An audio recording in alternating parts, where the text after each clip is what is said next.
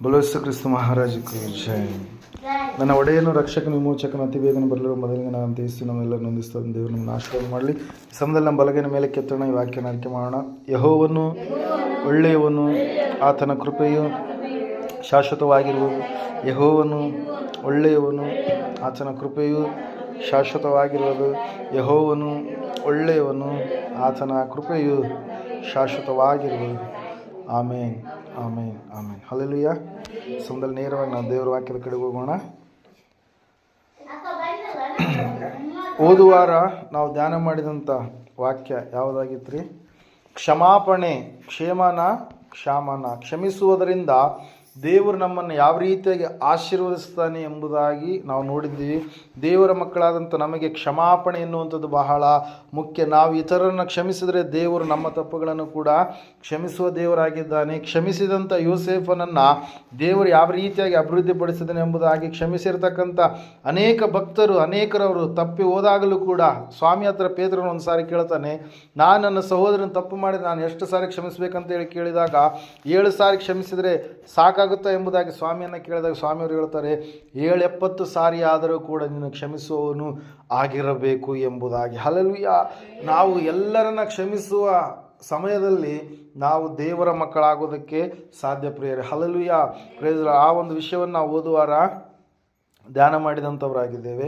ಈ ಸಮಯದಲ್ಲಿ ಒಂದು ವಿಶೇಷವಾದಂಥ ಸಂಗತಿಯನ್ನು ನಾವು ನೋಡೋಣ. ದೇವರ ವಾಕ್ಯದಲ್ಲಿ ದೇವರು ಯಾವಾಗಲೂ ಕೂಡ ತನ್ನ ಮಕ್ಕಳ ಪರವಾಗಿದ್ದು, ಯಾವಾಗಲೂ ಕೂಡ ತನ್ನ ಮಕ್ಕಳ ವಿಷಯದಲ್ಲಿ ಸಹಾಯಕನಾಗಿರುವಂಥ ದೇವರಾಗಿದ್ದಾನೆ. ಯೋಹಾನ್ ಬರೆದ ಸುವಾರ್ತೆಯಲ್ಲಿ ಒಂದು ಮಾತಿರುತ್ತೆ. ದೇವರ ವಾಕ್ಯ ಹೇಳ್ತಾ ಇದೆ, ನಿಮ್ಮ ದುಃಖವು ಹೋಗಿ ನಿಮಗೆ ಆನಂದ ಬರುವುದು ಎಂಬುದಾಗಿ. ಹಲ್ಲೆಲೂಯಾ. ಪ್ರೈಸ್. ಇವತ್ತಿನ ದಿವಸದಲ್ಲಿ ಮನುಷ್ಯರಿಗೆ ಅನೇಕ ವಿಷಯಗಳು, ಅನೇಕ ಸಂಗತಿಗಳು ಅವರನ್ನು ದುಃಖಕ್ಕೆ, ಬಲಹೀನತೆಯ ಕಡೆಗೆ, ಭಯಂಕರವಾದಂಥ ಸಮಸ್ಯೆಗಳ ಕಡೆಗೆ ಅವರು ನಡೆಸುವಾಗ ದೇವರ ವಾಕ್ಯ ನಮ್ಮನ್ನು ಆಧರಿಸುವಂಥದ್ದಾಗಿದೆ. ದೇವರ ವಾಕ್ಯ ನಮ್ಮನ್ನು ಪ್ರೋತ್ಸಾಹಿಸುವಂಥದ್ದಾಗಿದೆ. ದೇವರ ವಾಕ್ಯ ನಮಗೆ ಸಹಾಯವನ್ನು ಕೊಡುವಂಥದ್ದಾಗಿದೆ. ಬಿದ್ದಂಥ ನಮ್ಮನ್ನು ಮೇಲಕ್ಕೆತ್ತುವಂಥದ್ದಾಗಿದೆ. ದುಃಖದಲ್ಲಿರ್ತಕ್ಕಂಥ ನಮಗೆ ಆಧರಣೆಯನ್ನು ಕೊಡುವಂಥದ್ದಾಗಿದೆ. ರೋಗದಲ್ಲಿರ್ತಕ್ಕಂಥ ನಮಗೆ ಆರೋಗ್ಯವನ್ನು ದಯಪಾಲಿಸುವಂಥದ್ದಾಗಿದೆ. ಒಂದು ವೇಳೆ ದಾರಿ ತಪ್ಪಿ ಹೋದಂಥ ಸ್ಥಿತಿಯಲ್ಲಿ ನಾವಿದ್ದರೆ ನಮ್ಮನ್ನು ಪುನಃ ಸರಿಯಾದ ದಾರಿಗೆ ದೇವರ ವಾಕ್ಯ ನಡೆಸುವಂಥದ್ದಾಗಿದೆ. ದೇವರ ವಾಕ್ಯ ಹೇಳ್ತಾ ಇದೆ, ನಿಮ್ಮ ದುಃಖವನ್ನು ದೇವರು ಆನಂದವಾಗಿ ಆತನ ಏನು ಮಾಡ್ತಾನಂತೆ, ಮಾರ್ಪಡಿಸುವಂಥ ದೇವರಾಗಿದ್ದಾನೆ. ಹಲ್ಲೆಲೂಯಾ. ಅನೇಕರನ್ನು ನಾವು ನೋಡುವಾಗ ಯಾವುದೋ ಒಂದು ಲೌಕಿಕವಾದಂಥ ವಿಷಯಗಳಲ್ಲಿ, ಸಂಗತಿಗಳಲ್ಲಿ ದುಃಖ ಪಡುವಂಥವರು ಹೇಳ್ತಾರೆ ಪ್ರಿಯರೇ. ದೇವರ ವಾಕ್ಯದಲ್ಲಿ ನಾವು ನೋಡುವಾಗ ದೇವರ ವಿಷಯವಾಗಿ, ದೇವರ ಸಂಗತಿಗಳಿಗೋಸ್ಕರವಾಗಿ ಪ್ರಯಾಸ ಪಡುವಂಥ ಪ್ರತಿಯೊಬ್ಬ ಮಗನಿಗೂ, ಪ್ರತಿಯೊಬ್ಬ ಮಗಳಿಗೂ ಕೂಡ ದೇವರು ತನ್ನದೇ ಆಗಿರುವಂಥ ಸಮಾಧಾನವನ್ನು ಕೊಡ್ತಾರೆ. ಅದರ ಸಲ ಯೇಸಪ್ಪ ಬೆಟ್ಟದ ಪ್ರಸಂಗದಲ್ಲಿ ಒಂದು ಮಾತನ್ನು ಹೇಳಿದ್ರೆ, ಏನಂತ ಹೇಳಿದ್ರೆ, ದುಃಖ ಪಡುವವರಾದ ನೀವು ಧನ್ಯರು, ನೀವು ಸಮಾಧಾನವನ್ನು ಹೊಂದುವಿರಿ ಎಂಬುದಾಗಿ. ದೇವರು ಕೊಡುವಂಥ ಸಮಾಧಾನ ಈ ಲೋಕದಲ್ಲಿ ಎಲ್ಲಿಯೂ ಕೂಡ ಸಿಗಲಾರದಂಥ ಸಮಾಧಾನವನ್ನು ದೇವರು ಮಾತ್ರ ಕೊಡಲು ಸಾಧ್ಯ ಪ್ರಿಯರು. ಅದಕ್ಕಾಗಿ ದೇವರು ವಾಕ್ಯ ಹೇಳುತ್ತೆ, ಸತ್ಯವೇದ ಹೇಳುತ್ತೆ, ಏನಂತೇಳಂದರೆ, ನಿಮ್ಮ ದುಃಖ 16ನೇ ಅಧ್ಯಾಯ 20ನೇ ವಚನ ಯೋಹಾನ್ ಬರೆದ ಸುವಾರ್ತೆಯಲ್ಲಿ ನಾವು ನೋಡ್ತಾ ಇದ್ದೇವೆ. ನಿಮಗೆ ನಿಜ ನಿಜವಾಗಿ ಹೇಳುತ್ತೇನೆ, ನೀವು ಅಳುತ್ತಾ ಗೋಳಾಡುತ್ತಾ ಇರುವಿರಿ, ಆದರೆ ಲೋಕವು ಸಂತೋಷಿಸುವುದು, ನಿಮಗೆ ದುಃಖವಾಗುವುದು, ಆದರೆ ನಿಮ್ಮ ದುಃಖವು ಹೋಗಿ ನಿಮಗೆ ಆನಂದ ಬರುವುದು ಎಂಬುದಾಗಿ. ಹಲ್ಲೆಲೂಯಾ. Praise Lord. ಯಾವ ರೀತಿಯಾಗಿ ಒಬ್ಬ ಸ್ತ್ರೀ ಆಕೆ ಗರ್ಭಿಣಿಯಾಗಿರುವಾಗ ಪ್ರಸವ ವೇದನೆಯ ಸಮಯದಲ್ಲಿ, ಆಕೆಗೆ ನೋವು ಕಾಣಿಸಿಕೊಂಡಂಥ ಸಮಯದಲ್ಲಿ ಯಾವ ರೀತಿಯಾಗಿ ಆಕೆಗೆ ದುಃಖ ಇರುತ್ತೋ, ಆದರೆ ಹೆರಿಗೆ ಆದಂಥ ಸಮಯದಲ್ಲಿ ಆಕೆ ಏನಾಗ್ತಾಳ್ರಿ, ಸಂತೋಷ ಭರಿತಳಾಗ್ತಾಳೆ. ಅದನ್ನೇ ಸ್ವಾಮಿ ಹೇಳ್ತಾ ಇದ್ದಾಳೆ 21ನೇ ವಚನದಲ್ಲಿ, ಒಬ್ಬ ಸ್ತ್ರೀ ಹೆರುವಾಗ ತನ್ನ ಬೇನೆಯ ಕಾಲ ಬಂತೆಂದು ಆಕೆಗೆ ದುಃಖವಾಗುತ್ತದೆ. ಹಲ್ಲೆಲೂಯಾ. Praise Lord. ಬೇನೆಯ ಕಾಲ ಬಂತು, ಅಯ್ಯೋ ನನಗೆ ಈಗ ಹೆರಿಗೆ ಯಾವಾಗುತ್ತೋ ಯಾವಾಗಿಲ್ಲ ಅಂತೇಳಿ ಬೇನೆಯ ಕಾಲ ಬಂತೆಂದು ಆಕೆಗೆ ದುಃಖವಾದಾಗಲೂ ಕೂಡ, ಆದರೆ ಕೂಸನ್ನು ಎತ್ತ ಮೇಲೆ ಲೋಕದಲ್ಲಿ ಒಬ್ಬ ಮನುಷ್ಯನು ಹುಟ್ಟಿದನೆಂದು ಆನಂದದಿಂದ ಆ ಬೇನೆಯನ್ನು ಆಕೆ ಏನು ಮಾಡಲ್ಲಂತೆ, ನೆನೆಸೋದಿಲ್ಲ ಪ್ರಿಯರೇ. ಹಲ್ಲೆಲೂಯಾ. Praise Lord. ವಾಕ್ಯ ಹೇಳುತ್ತೆ, ಸತ್ಯವೇದ ಹೇಳುತ್ತೆ ಸ್ಪಷ್ಟವಾಗಿ ಪ್ರಿಯರೇ, ನಿಮಗೂ ಈಗ ದುಃಖವಿದ್ದರೂ ನಾನು ನಿಮ್ಮನ್ನು ತಿರುಗಿ ನೋಡುವಾಗ ನಿಮ್ಮ ಹೃದಯಕ್ಕೆ ಆನಂದವಾಗುವುದು ಮತ್ತು ನಿಮ್ಮ ಆನಂದವನ್ನು ಯಾರೂ ನಿಮ್ಮಿಂದ ತೆಗೆಯುವುದಕ್ಕೆ ಸಾಧ್ಯವೇ ಇಲ್ಲ ಎಂಬುದಾಗಿ. ಹಲ್ಲೆಲೂಯಾ. Praise Lord. ದೇವರ ವಾಕ್ಯ ಹೇಳುತ್ತೆ, ಸತ್ಯವೇದ ಹೇಳುತ್ತೆ, ದೇವರು ನಿನ್ನ ದುಃಖಕ್ಕೆ ಬದಲಾಗಿ ಆತನ ಆನಂದವನ್ನು ಕೊಡ್ತೀನಿ ಎಂಬುದಾಗಿ ಮಾತನ್ನು ಕೊಟ್ಟಿದ್ದಾನೆ. ನಿಮ್ಮ ದುಃಖ ಹೋಗಿ ನಿಮಗೆ ಆನಂದ ಎನ್ನುವಂಥದ್ದು, ಸಂತೋಷ ಎನ್ನುವಂಥದ್ದನ್ನು ನೀವು ಹೊಂದಿಕೊಳ್ಳುವುದಕ್ಕೆ ಸಾಧ್ಯ ಎಂಬುದಾಗಿ ದೇವರ ವಾಕ್ಯ ಹೇಳ್ತಾ ಇದೆ. ಅನೇಕ ಸಾರಿ ಸ್ವಾಮಿಯವರು ಹೇಳಿದ್ರು ಏನಂತ ಹೇಳಿದ್ರೆ, ದುಃಖಕ್ಕೆ ಬದಲಾಗಿ ಆನಂದವನ್ನು ನಾನು ದಯಪಾಲಿಸಿ, ನೀವು ಈಗ ಅಳುತ್ತಾ ಇದ್ದೀರಿ, ನಾನು ನಿಮ್ಮನ್ನು ನಗುವಂತೆ ಮಾಡುವೆನು ಎಂಬುದಾಗಿ. ಅದು ಲೂಕನ ಬರೆದ ಸುವಾರ್ತೆ 6ನೇ ಅಧ್ಯಾಯದಲ್ಲಿ ನಾವು ನೋಡ್ತಾ ಇದ್ದೀವಿ. ಏನಂತ ಹೇಳಿದ್ರೆ, ಅಳುವವರಾದ ನೀವು ಧನ್ಯರು, ನೀವು ಏನು ಮಾಡ್ತೀರಿ, ನಗುವಿರಿ ಎಂಬುದಾಗಿ. Hallelujah, praise Lord. ದೇವರ ವಾಕ್ಯದಲ್ಲಿ ನಾವು ನೋಡುವಾಗ ಪ್ರಿಯರೇ, ಸತ್ಯವಾದ ಸ್ಪಷ್ಟವಾಗಿ ನಮಗೆ ತಿಳಿಸ್ತಾ ಇದೆ. ಏನಂತ ಹೇಳಂತಂದರೆ, ಆ ಬರುವಂಥ ಕಷ್ಟಗಳು, ಉಪದ್ರವಗಳು ನಮ್ಮ ಸಮೀಪದಲ್ಲಿ ನಿಲ್ಲಲಾರದ ಹಾಗೆ ದೇವರು ನಮ್ಮನ್ನು ಕಾಯುವುದಕ್ಕೋಸ್ಕರವಾಗಿ ಏನು ಮಾಡ್ತಾನ್ರಿ, ಆತನು ತನ್ನ ದೂತರಿಗೆ ಅಪ್ಪಣೆ ಕೊಟ್ಟು ಕಾಲು ಕಲ್ಲಿಗೆ ತಗಲಾರ್ದ ಹಾಗೆ ಅವರನ್ನು ಕರಗಳಲ್ಲಿ ನಮ್ಮನ್ನು ಎತ್ತಿಕೊಳ್ಳುವ ಹಾಗೆ ದೇವರು ಅವರಿಗೆ ಏನು ಮಾಡಿದ್ದಾನೆ, ಅಪ್ಪಣೆ ಕೊಟ್ಟಿದ್ದಾನೆ. ಮತ್ತೆ ದೇವರು ವಾಕ್ಯ ಹೇಳುತ್ತೆ, ನಾವು ಮೊರೆಯಿಡುವಾಗಲೆಲ್ಲ ದೇವರು ನಮಗೆ ಸದುತ್ತರವನ್ನು ದಯಪಾಲಿಸುತ್ತಾ ನಮ್ಮನ್ನು ಕೈ ಬಿಡದೆ ಆತನು ನಡೆಸುವಂಥ ದೇವರಾಗಿದ್ದಾನೆ ಪ್ರಿಯರೇ. ಹಲ್ಲೆಲೂಯಾ. ಇಕ್ಕಟ್ಟಿನಲ್ಲಿ ಆತನು ನಮ್ಮನ್ನು ತಪ್ಪಿಸಿ ಹತ್ತಿರವಾಗಿದ್ದು ನಮ್ಮನ್ನು ಏನು ಮಾಡ್ತಾನಂತ ಘನಪಡಿಸುವಂಥ ದೇವರಾಗಿದ್ದಾನೆ. ಒಂದು ವೇಳೆ ಸತ್ಯವೇದದಲ್ಲಿ ನಾವು ನೋಡುವಾಗ ಒಬ್ಬ ತಾಯಿ ತನ್ನ ಮಗುವನ್ನು ಮರೆತರೂ ಕೂಡ ಮರಿಬೋದು, ಆದರೆ ದೇವರು ನಮ್ಮನ್ನು ಎಂದಿಗೂ ಕೂಡ ಮರೆಯೋದಿಲ್ಲ. ಆತನು ಕರುಣಾಮಯಿ ಆಗಿದ್ದಾನೆ. ಆತನು ಹೇಳ್ತಾ ಇದ್ದಾನೆ, ನಾನು ನನ್ನ ಅಂಗೈಗಳಲ್ಲಿ ನಿಮ್ಮ ಪ್ರತಿ ಒಬ್ಬೊಬ್ಬರನ್ನು ನಾನೇನು ಮಾಡಿದ್ದೇನೆ, ಚಿತ್ರಿಸಿಕೊಂಡಿದ್ದೇನೆ. ನಾನು ನಿಮಗೆ ದುಃಖವನ್ನಲ್ಲ, ನಾನು ನಿಮಗೆ ಸಂತೋಷವನ್ನು ಕೊಡುವ ದೇವರಾಗಿದ್ದೇನೆ. ಎತ್ತ ತಾಯಿ ಮರೆತರೂ ಕೂಡ ನಾನು ನಿನ್ನನ್ನು ಮರೆಯೋದಿಲ್ಲ. Hallelujah, praise lord. ಅದಕ್ಕಾಗಿ ನಾವು ನೋಡ್ತಾ ಇದ್ದೇವೆ ಪ್ರಿಯರೇ, ದೇವರ ವಾಕ್ಯ ಹೇಳುತ್ತೆ, ನಿಮ್ಮನ್ನು ತಾಕುವವನು ನನ್ನ ಕಣ್ಣುಗುಡ್ಡನ್ನು ತಾಕುವವನಾಗಿದ್ದಾನೆ. ಯಾರಿಗಾದರೂ ದೇವರು ಕಣ್ಣುಗುಡ್ಡೆ ಮುಟ್ಟಬೇಕಂತ ಹೇಳಂತಾನೆ, ಯಾರ ಮನುಷ್ಯರಾದರೂ ಕೂಡ ನಮ್ಮ ಕಣ್ಣಿನ ಹತ್ರ ಬಂದ ಸಮಯದಲ್ಲಿ ನಾವೇನು ಮಾಡ್ತೀವಿ ರೀ, ರಕ್ಷಣೆ ಮಾಡಿಕೊಳ್ಳೋದಕ್ಕೆ ಇಷ್ಟಪಡ್ತೀವಿ. Hallelujah, praise Lord. ನೋಡ್ರಿ, ದೇವರು ಯಾವ ರೀತಿಯಾಗಿ ಹೇಳ್ತಾ ಇದ್ದಾರಂತೆ, ನಮ್ಮನ್ನು ತನ್ನ ಕಣ್ಣುಗುಡ್ಡೆಯೋಪಾದಿಯಲ್ಲಿ ದೇವರು ಏನು ಮಾಡ್ತಾ ಇದ್ದಾನೆ, ರಕ್ಷಿಸ್ತಾ ಇದ್ದಾನೆ. ನಮ್ಮನ್ನು ಒಂದು ವೇಳೆ ಯಾರಾದರೂ ಸೈತಾನಾಗಲಿ ಶತ್ರುಗಳಾಗಲಿ ಮುಟ್ಟಿದರೆ ಅದನ್ನು ಯಾರನ್ನು ಮುಟ್ಟಿದಂಗೆ ಅಂತ ಹೇಳುತ್ತೆ ವಾಕ್ಯ, ದೇವರನ್ನು ಮುಟ್ಟಿದಂತೆ. ಅದರ ಸಲುವಾಗಿ ದೇವರ ವಾಕ್ಯ ನಮಗೆ ಅಭಯ ಕೊಡುತ್ತೆ. ಜಕರ್ಯ 2:8 ಪ್ರೇರೆ, ನಿಮ್ಮನ್ನು ತಾಕುವವನು ಯೆಹೋವನ ಕಣ್ಣುಗುಡ್ಡನ್ನು ತಾಕುವವನಾಗಿದ್ದಾನೆ. ಅದಕ್ಕಾಗಿ ದುಃಖವಾಗಲಿ, ಯಾವುದೇ ವ್ಯಸನಗಳಾಗಲಿ, ಯಾವುದೇ ಒಂದು ಸಮಸ್ಯೆಗಳಾಗಲಿ ನಮ್ಮಲ್ಲಿ ನಿಲ್ಲೋದಕ್ಕೆ ಸಾಧ್ಯ ಇಲ್ಲ. ಅದರ ಸಲುವಾಗಿ ದೇವರ ವಾಕ್ಯ ಹೇಳುತ್ತೆ, ಸತ್ಯವೇದ ಹೇಳುತ್ತೆ. ಕೀರ್ತನೆಗಳ ಪುಸ್ತಕದಲ್ಲಿ ಒಂದು ಮಾತಿರುತ್ತೆ, ಸಮಯದಲ್ಲಿ ಓದೋಣ. 30ನೇ ಕೀರ್ತನೆ 5ನೇ ವಚನ. ಆತನ ಕೋಪವೋ ಕ್ಷಣ ಮಾತ್ರವೇ, ಆತನ ಅನುಗ್ರಹವೋ ಜೀವಮಾನವೆಲ್ಲ ಇರುವುದು. ಸಂಜೆಗೆ ದುಃಖವೆಂಬುದು ಬಂದು ನಮ್ಮ ಬಳಿಯಲ್ಲಿ ಇಳಿದುಕೊಂಡರು, ಸಂಜೆಗೆ ದುಃಖವೆಂಬುದು ಬಂದು ನಮ್ಮಲ್ಲಿ ಇಳಿದುಕೊಂಡರು, ಮುಂಜಾನೆ ಹರ್ಷಧ್ವನಿಯು ಕೇಳಿಸುವುದು. ಹಲ್ಲೆಲೂಯಾ. ಸಂಜೆ ದುಃಖ ಬಂದರೆ ಮುಂಜಾನೆ ದೇವರು ಮತ್ತೆ ನಮ್ಮನ್ನು ಏನು ಮಾಡ್ತಾನೆ, ಹರ್ಷಧ್ವನಿಯಲ್ಲಿ, ಸಂತೋಷದಲ್ಲಿ ನಮ್ಮನ್ನು ದೇವರು ಏನು ಮಾಡ್ತಾನೆ, ನಿಲ್ಲಿಸುವಂಥ ದೇವರಾಗಿದ್ದಾನೆ ಪ್ರಿಯರೇ. ಅದಕ್ಕಾಗಿ ನಾವು ನೋಡ್ತಾ ಇದ್ದೇವೆ, ಸತ್ಯವೇದ ಹೇಳುತ್ತೆ ಸ್ಪಷ್ಟವಾಗಿ, ನಾವು ಯಾವ ಸಂಗತಿಗಳಿಗೋಸ್ಕರವಾಗಿ ಭಯಪಡಬಾರದು. ಆವತ್ತಿನ ದಿವಸ ಮೋಶೆಗೆ ದೇವರು ಹೇಳಿದ, ನಾನು ನಿನ್ನ ಸಂಗಡ ಇದ್ದೇನೆಂಬುದಾಗಿ. ಯೆಹೋಶುವನಿಗೆ ಹೇಳಿದ, ನಾನು ಮೋಶೆಯ ಸಂಗಡ ಇದ್ದ ಹಾಗೆ ನಾನು ಕೂಡ ನಿನ್ನ ಸಂಗಡ ಇರುತ್ತೇನೆಂಬುದಾಗಿ ದೇವರು ವಾಕ್ಯ ಹೇಳುತ್ತೆ. ದೇವರು ನಮಗೆ ಆಶ್ರಯ ದುರ್ಗವಾಗಿ ಯಾವಾಗಲೂ ಕೂಡ ನಮ್ಮನ್ನು ಕಾಯುವುದಕ್ಕಾಗಿ ಆತನು ಇದ್ದಾನೆ. ನಾವು ಬೆಟ್ಟಗಳು ಕದಲಿದ್ರು, ಗುಡ್ಡಗಳು ಮುಳುಗಿದ್ರು, ನಾವು ಯಾವ ವಿಷಯಗಳಿಗಾಗಿ ನಾವು ಭಯಪಡುವಂಥದ್ದು ಬೇಕಾಗಿಲ್ಲ ಪ್ರಿಯರೇ. ಸತ್ಯವೇದದಲ್ಲಿ ನಾವು ನೋಡ್ತಾ ಇದ್ದೇವೆ, ದಾವೀದನು ಹೇಳ್ತಾನೆ, ಏನಂತ ಹೇಳಂತಂದರೆ, ನಾನು ಕಾರ್ಗತ್ತಲಿನ ಕಣಿವೆಯಲ್ಲಿ ನಡೆಯುವಾಗಲೂ ನೀನು ದೇವರೇ ನನ್ನ ಸಂಗಡ ಇದೆಯಾ, ನನ್ನ ಹತ್ತಿರ ಇದೆಯಾ, ಅದಕ್ಕಾಗಿ ನನಗೆ ಯಾವುದೇ ಭಯ ಇಲ್ಲ, ನನಗೆ ಯಾವ ಒಂದು ಸಂಕಟ ಇಲ್ಲ. ಯಾಕಂದರೆ ನೀನು ನನ್ನನ್ನು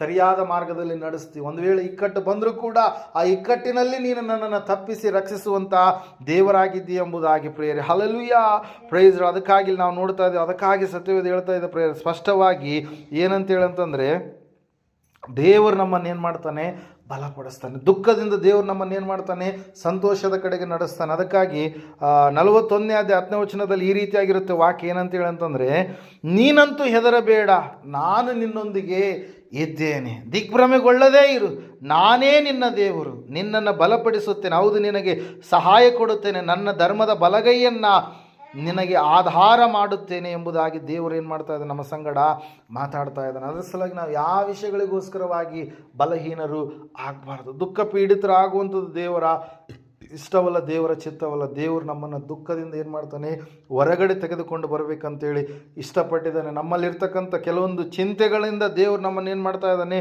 ಹೊರಗಡೆ ತೆಗೆದುಕೊಂಡು ಬರಬೇಕಂತೇಳಿ ಇಷ್ಟಪಡ್ತಾ ಇದ್ದಾನೆ. ಕೆಲವೊಬ್ಬರು ಆಹಾರಕ್ಕಾಗಿ ನಾವು ನೋಡುವಾಗ ಏನು ಊಟ ಮಾಡಬೇಕು, ಏನು ಕುಡಿಯಬೇಕು ಅಂತೇಳಿ ನೀವು ಚಿಂತೆ ಮಾಡಬೇಡ್ರಿ. ದೇವ್ರ ವಾಕ್ಯ ಹೇಳುತ್ತೇನಂತೇಳಿ, ಎಲ್ಲ ಪಕ್ಷಿಗಳಿಗೆ, ಎಲ್ಲ ಪ್ರಾಣಿಗಳಿಗೆ ಎಲ್ಲವುಗಳನ್ನು ಒದಗಿಸಿಕೊಡುವಂಥ ದೇವರು ನಿಮಗೂ ಕೂಡ, ನೀವು ಆ ಗುಬ್ಬಿಗಳಿಗಿಂತ ಎಷ್ಟೋ ಹೆಚ್ಚಿನವರು, ನಿಮಗೂ ಕೂಡ ದೇವರು ಏನು ಮಾಡ್ತಾನೆ, ಅನುಗ್ರಹ ಮಾಡ್ತಾನೆ. ನಿಮಗೂ ಕೂಡ ದೇವರು ಯಾವ ರೀತಿಯಾಗಿ ಅಲಂಕಾರ ಚಂದ ಕಾಣುವಂಥ ಪುಷ್ಪ ಅಂದರೆ ಹೂವಿನ ಓಪಾದಿಯಲ್ಲಿ ಯಾವ ರೀತಿಯಾಗಿ ಚಂದ ಕಾಣುತ್ತೋ ಅದರಂತೆ ದೇವರು ನಿಮಗೆ ಎಲ್ಲವುಗಳನ್ನು ಕೂಡ ಅಂದವಾಗಿ ಏನು ಮಾಡ್ತಾನೆ, ಅನುಗ್ರಹ ಮಾಡ್ತಾನೆ. ನಾವು ನಂಬುವವರು ಆಗಬೇಕು ಪ್ರೇರಿಲ್. ವಾಕ್ಯದಲ್ಲಿ ನಾವು ನೋಡ್ತಾ ಇದ್ದೇವೆ, ನಿಮ್ಮ ದುಃಖ ಹೋಗಿ ನಿಮಗೆ ಏನು ಬರುತ್ತೆ, ಆನಂದ ಬರುತ್ತೆ. ಹೀಗೆ ಯೇಸು ಸ್ವಾಮಿ ಬಳಿಗೆ ಅನೇಕ ದುಃಖದಲ್ಲಿರ್ತಕ್ಕಂಥವ್ರನ್ನ, ಬಾಧೆಯಲ್ಲಿರ್ತಕ್ಕಂಥವ್ರನ್ನ, ತೊಂದರೆಯಲ್ಲಿರ್ತಕ್ಕಂಥವ್ರನ್ನ, ಕಷ್ಟಗಳಲ್ಲಿರ್ತಕ್ಕಂಥವ್ರನ್ನ, ಮರಣಕರವಾದಂಥ ಆಸೆಯಲ್ಲಿರ್ತಕ್ಕಂಥವ್ರನ್ನ ಆತನ ಬಳಿಗೆ ಕರೆದುಕೊಂಡು ಬರುವಂಥ ಸಮಯದಲ್ಲಿ ದೇವರು ಅವರನ್ನು ನೋಡಿ ಅವರಲ್ಲಿರ್ತಕ್ಕಂಥ ದುಃಖವನ್ನು ಆತನ ಏನು ಮಾಡ್ತಾ ಇದ್ದ, ತೆಗೆದುಹಾಕ್ತಾ ಇದ್ದ ಪ್ರೇರ. ಅನೇಕರು, ಒಬ್ಬರಲ್ಲ ಇಬ್ಬರಲ್ಲ, ಅನೇಕ ಸಂಗತಿಗಳನ್ನು ನಾವು ಸತ್ಯವೇದದಲ್ಲಿ ನಾವು ನೋಡ್ತೇವೆ. ಒಬ್ಬ ಶಿಷ್ಯನು ಹೇಳ್ತಾನೆ, ಆತನು ಮಾಡಿದಂಥ ಅದ್ಭುತಗಳನ್ನು ನಾವು ಬರಿತಾ ಹೋದರೆ ಈ ಲೋಕದಲ್ಲಿ ಪುಸ್ತಕಗಳೇ ಇಡಿಸೋದಿಲ್ಲ. ಅಷ್ಟು ಅದ್ಭುತಗಳನ್ನು ದೇವರು ಈ ಲೋಕಕ್ಕೆ ಬಂದಾಗ ಆತನು ಈ ಲೋಕದಲ್ಲಿ ಏನು ಮಾಡಿದನ್ರಿ, ಜರುಗಿಸಿದ್ದಾನೆ ಪ್ರೇರ. ಅನೇಕ ಸಂಗತಿಗಳು. ಒಬ್ಬ ತಾಯಿ ಬಂದ್ಲು, ದುಃಖಕ್ರಾಂತಳಾಗಿ ಬಂದ್ಲು, ಯೇಸು ಕ್ರಿಸ್ತನನ್ನು ಹುಡುಕಿಕೊಂಡು ಬಂದ್ಲು. ಯಾವ ರೀತಿಯಾಗಿ ಹುಡುಕಿಲ್ಲ ಅಂತಂದರೆ, ಆ ತಾಯಿಗಿರ್ತಕ್ಕಂಥ ಒಬ್ಬ ಮಗಳು ದೆವ್ವ ಪೀಡಿತಳಾಗಿರ್ತಕ್ಕಂಥ ಸಮಯದಲ್ಲಿ ಯೇಸು ಕ್ರಿಸ್ತನ ಆ ಒಂದು ಗ್ರಾಮಕ್ಕೆ ಬಂದಿದ್ದಾನೆಂಬುದಾಗಿ ಆಕೆ ಗೊತ್ತಾದಾಗ ಆ ದುಃಖದಲ್ಲಿರ್ತಕ್ಕಂಥ ತಾಯಿ ಸ್ವಾಮಿಯನ್ನು ಹುಡುಕಿಕೊಂಡು ಬಂದ್ಲು. ಅನೇಕ ಮನೆಗಳನ್ನು ನೋಡಿದ್ಲು. ಆ ಸ್ವಾಮಿ ಇರುವಂಥ ಮನೆ ಆಕೆಗೆ ಗೊತ್ತಿಲ್ಲ. ಆದರೆ ಒಂದು ಸಮಯದಲ್ಲಿ ಆಕೆ ಗೊತ್ತಾದಂಥ ಸಮಯದಲ್ಲಿ ನೇರವಾಗಿ ಆ ಮನೆಯ ಕಡೆಗೆ ಹೋಗಿ ಯೇಸು ಸ್ವಾಮಿಯ ಪಾದಗಳಿಗೆ ಆಕೆ ಏನು ಮಾಡ್ತಾ ಇದ್ದಾಳೆ, ಬೀಳ್ತಾ ಇದ್ದಾಳೆ ಪ್ರೇಯರ್. Hallelujah, praise. ಆಕೆ ಬಿದ್ದಂಥ ಸಮಯದಲ್ಲಿ ಆಕೆ ಹೇಳ್ತಾ ಇದ್ದಾಳೆ, ಅಪ್ಪ, ನನಗಿರುವಂಥ ಒಬ್ಬ ಮಗಳು ದುರಾತ್ಮ ಶಕ್ತಿಯಿಂದ ಪೀಡಿತಳಾಗಿದ್ದಾಳೆ ಎಂಬುದಾಗಿ ತನ್ನ ದುಃಖವೆಲ್ಲವನ್ನು ದೇವರ ಮುಂದೆ ಆಕೆ ಏನು ಮಾಡ್ತಾ ಇದ್ದಾಳೆ, ಹೇಳಿಕೊಳ್ತಾ ಇದ್ದಾಳೆ ಪ್ರೇಯರ್. ಒಂದು ಸಾರಿ ಆ ವಚನವನ್ನು ನಾವು ನೋಡೋಣ. ಮಾರ್ಕನ ಬರೆದ ಸುವಾರ್ತೆ 7ನೇ ಅಧ್ಯಾಯ 24ನೇ ವಚನ. ಅಲ್ಲಿಂದ ಯೇಸು ಎದ್ದು ಹೊರಟು ತೂರು ಪಟ್ಟಣದ ಪ್ರಾಂತ್ಯಗಳಿಗೆ ಹೋಗಿ ಒಂದು ಮನೆಯೊಳಗೆ ಇಳುಕೊಂಡು ಅದು ಯಾರಿಗೂ ಗೊತ್ತಾಗಬಾರದೆಂದಿದ್ದನು. ಆದರೆ ಆತನು ಗುಪ್ತವಾಗಿರುವುದಕ್ಕೆ ಆಗದೇ ಹೋಯಿತು. ಕೂಡಲೇ ಒಬ್ಬ ಹೆಂಗಸು ಆತನ ಸುದ್ದಿಯನ್ನು ಕೇಳಿ ಬಂದು ಆತನ ಪಾದಕ್ಕೆ ಬಿದ್ದಳು. ಆಕೆಯ ಮಗಳಿಗೆ ದೆವ್ವ ಹಿಡಿದಿತ್ತು. ಆ ಹೆಂಗಸು ಅನ್ಯಮತದವಳು, ಸುರಪೋಯಿನಿಕ್ಕೆರವಳು ಆಗಿದ್ದಳು. ಆಕೆಯು ತನ್ನ ಮಗಳ ದೆವ್ವವನ್ನು ಬಿಡಿಸಬೇಕೆಂದು ಆತನನ್ನು ಬೇಡಿಕೊಂಡಾಗ ಆತನು, ಹಲ್ಲೆಲೂಯಾ, ಪ್ರೈಸ್ ಲಾರ್ಡ್. ನಾವು ನೋಡ್ತಾ ಇದ್ದೇವೆ ಪ್ರೇಯರೇ, ದೇವರ ವಾಕ್ಯ ಹೇಳುತ್ತೆ ಏನಂತೇಳಂತಂದರೆ, ಆ ತಾಯಿ ತನ್ನ ದುಃಖದ ನಿಮಿತ್ತವಾಗಿ ತನ್ನ ದುಃಖವನ್ನು ನೀಗಿಸುವಂಥವ್ರು, ತನ್ನ ದುಃಖದ ಭಾರವನ್ನು ತೆರೆಯುವಂಥವ್ರು, ಒಂದು ಭಾರವೆಲ್ಲವನ್ನು ತೆಗೆದು ಹಾಕುವಂಥವ್ರು ದೇವರು ಮಾತ್ರ ಎಂಬುದಾಗಿ ನೆನೆಸಿ ಈ ಲೋಕಕ್ಕೆ ಮನುಷ್ಯನಾಗಿ ಅವತರಿಸಿ ಬಂದಿರತಕ್ಕಂಥ ಯೇಸು ಸ್ವಾಮಿ ಈ ಒಂದು ಪಟ್ಟಣದಲ್ಲಿ ಇದ್ದಾನೆ ಎಂಬುದಾಗಿ ಗೊತ್ತಾದಾಗ ಆಕೆ ನೇರವಾಗಿ ಆತನ ಸುದ್ದಿಯನ್ನು ಕೇಳಿದ ಕೂಡಲೇ ಆಕೆ ಅಲ್ಲಿ ಹೋಗ್ತಾ ಇದ್ದಾಳೆ ಪ್ರೇಯರೇ. ಹಲ್ಲೆಲೂಯಾ. ಹೋಗಿ ತನ್ನ ದುಃಖದ ಕುರಿತಾಗಿ ಆಕೆ ಆತನ ಪಾದಗಳ ಮುಂದೆ ಆಕೆ ತನ್ನ ದುಃಖವೆಲ್ಲವನ್ನು ಹೇಳ್ಕೊಳ್ತಾ ಇದ್ದಾಳೆ. ತನ್ನ ಮಗಳಿಗೆ ಆಗಿರ್ತಕ್ಕಂಥ ಕಷ್ಟವೆಲ್ಲವನ್ನು ಹೇಳ್ಕೊಳ್ತಾ ಇದ್ದಾಳೆ.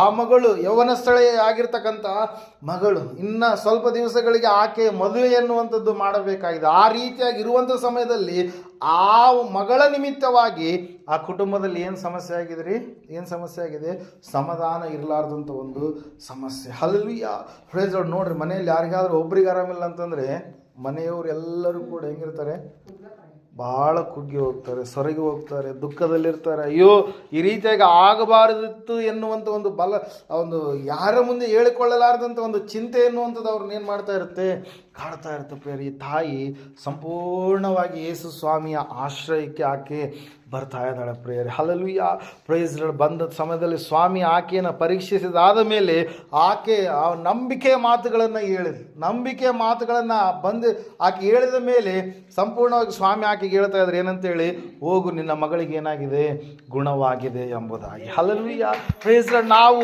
ಸಂಪೂರ್ಣವಾಗಿ ನಂಬುವವರಾಗಬೇಕು. ಸ್ವಾಮಿ ಹೇಳಿದಂಥದ್ದು ಒಂದೇ ಮಾತು, ಮಕ್ಕಳಿಗೆ ಕೊಡುವಂಥ ರೊಟ್ಟಿಯನ್ನು ಯಾರಾದರೂ ನಾಯಿಗಳಿಗೆ ಕೊಡ್ತಾರಾ ಎಂಬುದಾಗಿ. Hallelujah, praise Lord. ನಾವು ನೋಡ್ತಾ ಇದ್ದೇವೆ ಪ್ರೇಯರೇ, ದೇವರು ವಾಕ್ಯ ಹೇಳುತ್ತೆ, ಹೌದು ಸ್ವಾಮಿ, ನಾಯಿಗಳಾದರೂ ಮೇಜಿನಿಂದ ಕೆಳಗಡೆ ಬೀಳುವ ರೊಟ್ಟಿಯ ತುಂಡನ್ನಾದರೂ ಕಾದುಕೊಂಡು ಇರ್ತಾವೆ ಅಂತೇಳಿ. Hallelujah, praise Lord. ಇಲ್ಲಿ ನಾವು ನೋಡುವಾಗ ಪ್ರೇಯರೇ, ದೇವ್ರ ವಾಕ್ಯ ಹೇಳುತ್ತೆ, ದೇವರನ್ನು ನಂಬಿದಂಥ ಮಕ್ಕಳು, ದೇವರನ್ನು ನಂಬಲಾರದಂಥ ಮಕ್ಕಳು. ನಂಬಿದವ್ರು ಏನಾಗಿರ್ತಾರೆ, ಆತನಿಗೆ ಸ್ವಂತ ಮಕ್ಕಳಾಗಿರ್ತಾರೆ. ನಂಬಲಾರ್ದವ್ರು ಏನು ಮಾಡ್ತಾ ಇರ್ತಾರೆ, ಎಲ್ಲ ಕಡೆಯಲ್ಲಿ ಅವ್ರು ತಿರುಗ್ತಾ ಇರ್ತಾರೆ. Hallelujah, praise Lord. ನಾಯಿಗಳು ಪಾದಿಯಲ್ಲಿ ಅವ್ರು ಏನು ಮಾಡ್ತಾ ಇರ್ತಾರೆ, ತಿರುಗ್ತಾ ಇರ್ತಾರೆ. ಆ ಒಂದು ಸ್ಥಿತಿ ಅನ್ನುವಂಥದ್ದು ಅವರಲ್ಲಿ ಇರುತ್ತೆ ಪ್ರಿಯರೇ. ಆದರೂ ಕೂಡ ಆ ತಾಯಿ ಹೇಳ್ತಾ ಇದ್ದಾಳೆ, ಹೌದು ಸ್ವಾಮಿ, ಆ ರೀತಿಯಲ್ಲೇ ನಾನು ಇದ್ದವಳು ಆದಾಗಲೂ ಕೂಡ ನಿನ್ನಿಂದ ಬರುವಂಥದ್ದನ್ನೇ ನಾನು ಎದುರು ನೋಡ್ತಾ ಇದ್ದೇನೆ. Hallelujah, praise Lord. ನಿನ್ನಿಂದ ಆಶೀರ್ವಾದ ಇದೆ, ಆಶೀರ್ವಾದವನ್ನು ನಾನು ಎದುರು ನೋಡ್ತಾ ಇದ್ದೇನೆ. ನಾನು ಖಂಡಿತವಾಗಿ ಕೂಡ ಅದನ್ನು ಒಪ್ಪಿಕೊಳ್ತೇನೆ. ನಾನು ಬೇರೆ ಬೇರೆ ವಿಷಯಗಳಲ್ಲಿ, ಸಂಗತಿಗಳಲ್ಲಿ ನಿನ್ನಿಂದ ದೂರವಾದಂಥ ಸ್ಥಿತಿಯಲ್ಲಿ ನಾನು ಇದ್ದೇನೆ. ನಿನಗೆ ಕೊಡುವಂಥ ಸ್ಥಾನವನ್ನು ಇನ್ನೊಬ್ಬರಿಗೆ ನಾನು ಕೊಟ್ಟಿದ್ದೇನೆ. ಈಗ ನಾನು ಸತ್ಯದ ಅರಿವಾದ ಮೇಲೆ ನಿನ್ನ ಬಳಿಗೆ ನಾನು ಬಂದಿದ್ದೇನೆ ಎಂಬುದಾಗಿ ಸಂಪೂರ್ಣವಾಗಿ ಆ ತಾಯಿಯ ಆ ಒಂದು ಮಾತಿನ ಮರ್ಮ ಸ್ವಾಮಿಗೆ ಗೊತ್ತಾದಾಗ ಆ ಸ್ವಾಮಿ ಹೇಳ್ತಾ ಇದ್ದಾರೆ ಏನಂತ ಹೇಳಿ, ಹೋಗು, ನಿನ್ನ ಮಗಳಿಗೆ ಏನಾಗಿದೆ, ಗುಣವಾಗಿದೆ. ಅಲ್ಲಿ ನಾವು ಒಂದು ವಚನವನ್ನು ನಾವು ನೋಡ್ತಾ ಇದ್ದೀವಿ. ಏನಂತ ಹೇಳ್ತಾ ಇದೆ ಅಂದ್ರೆ ವಚನ ಒಂದು ಸಾರಿ ಓದ್ತೀನಿ. ಹಲ್ಲೆಲೂಯಾ.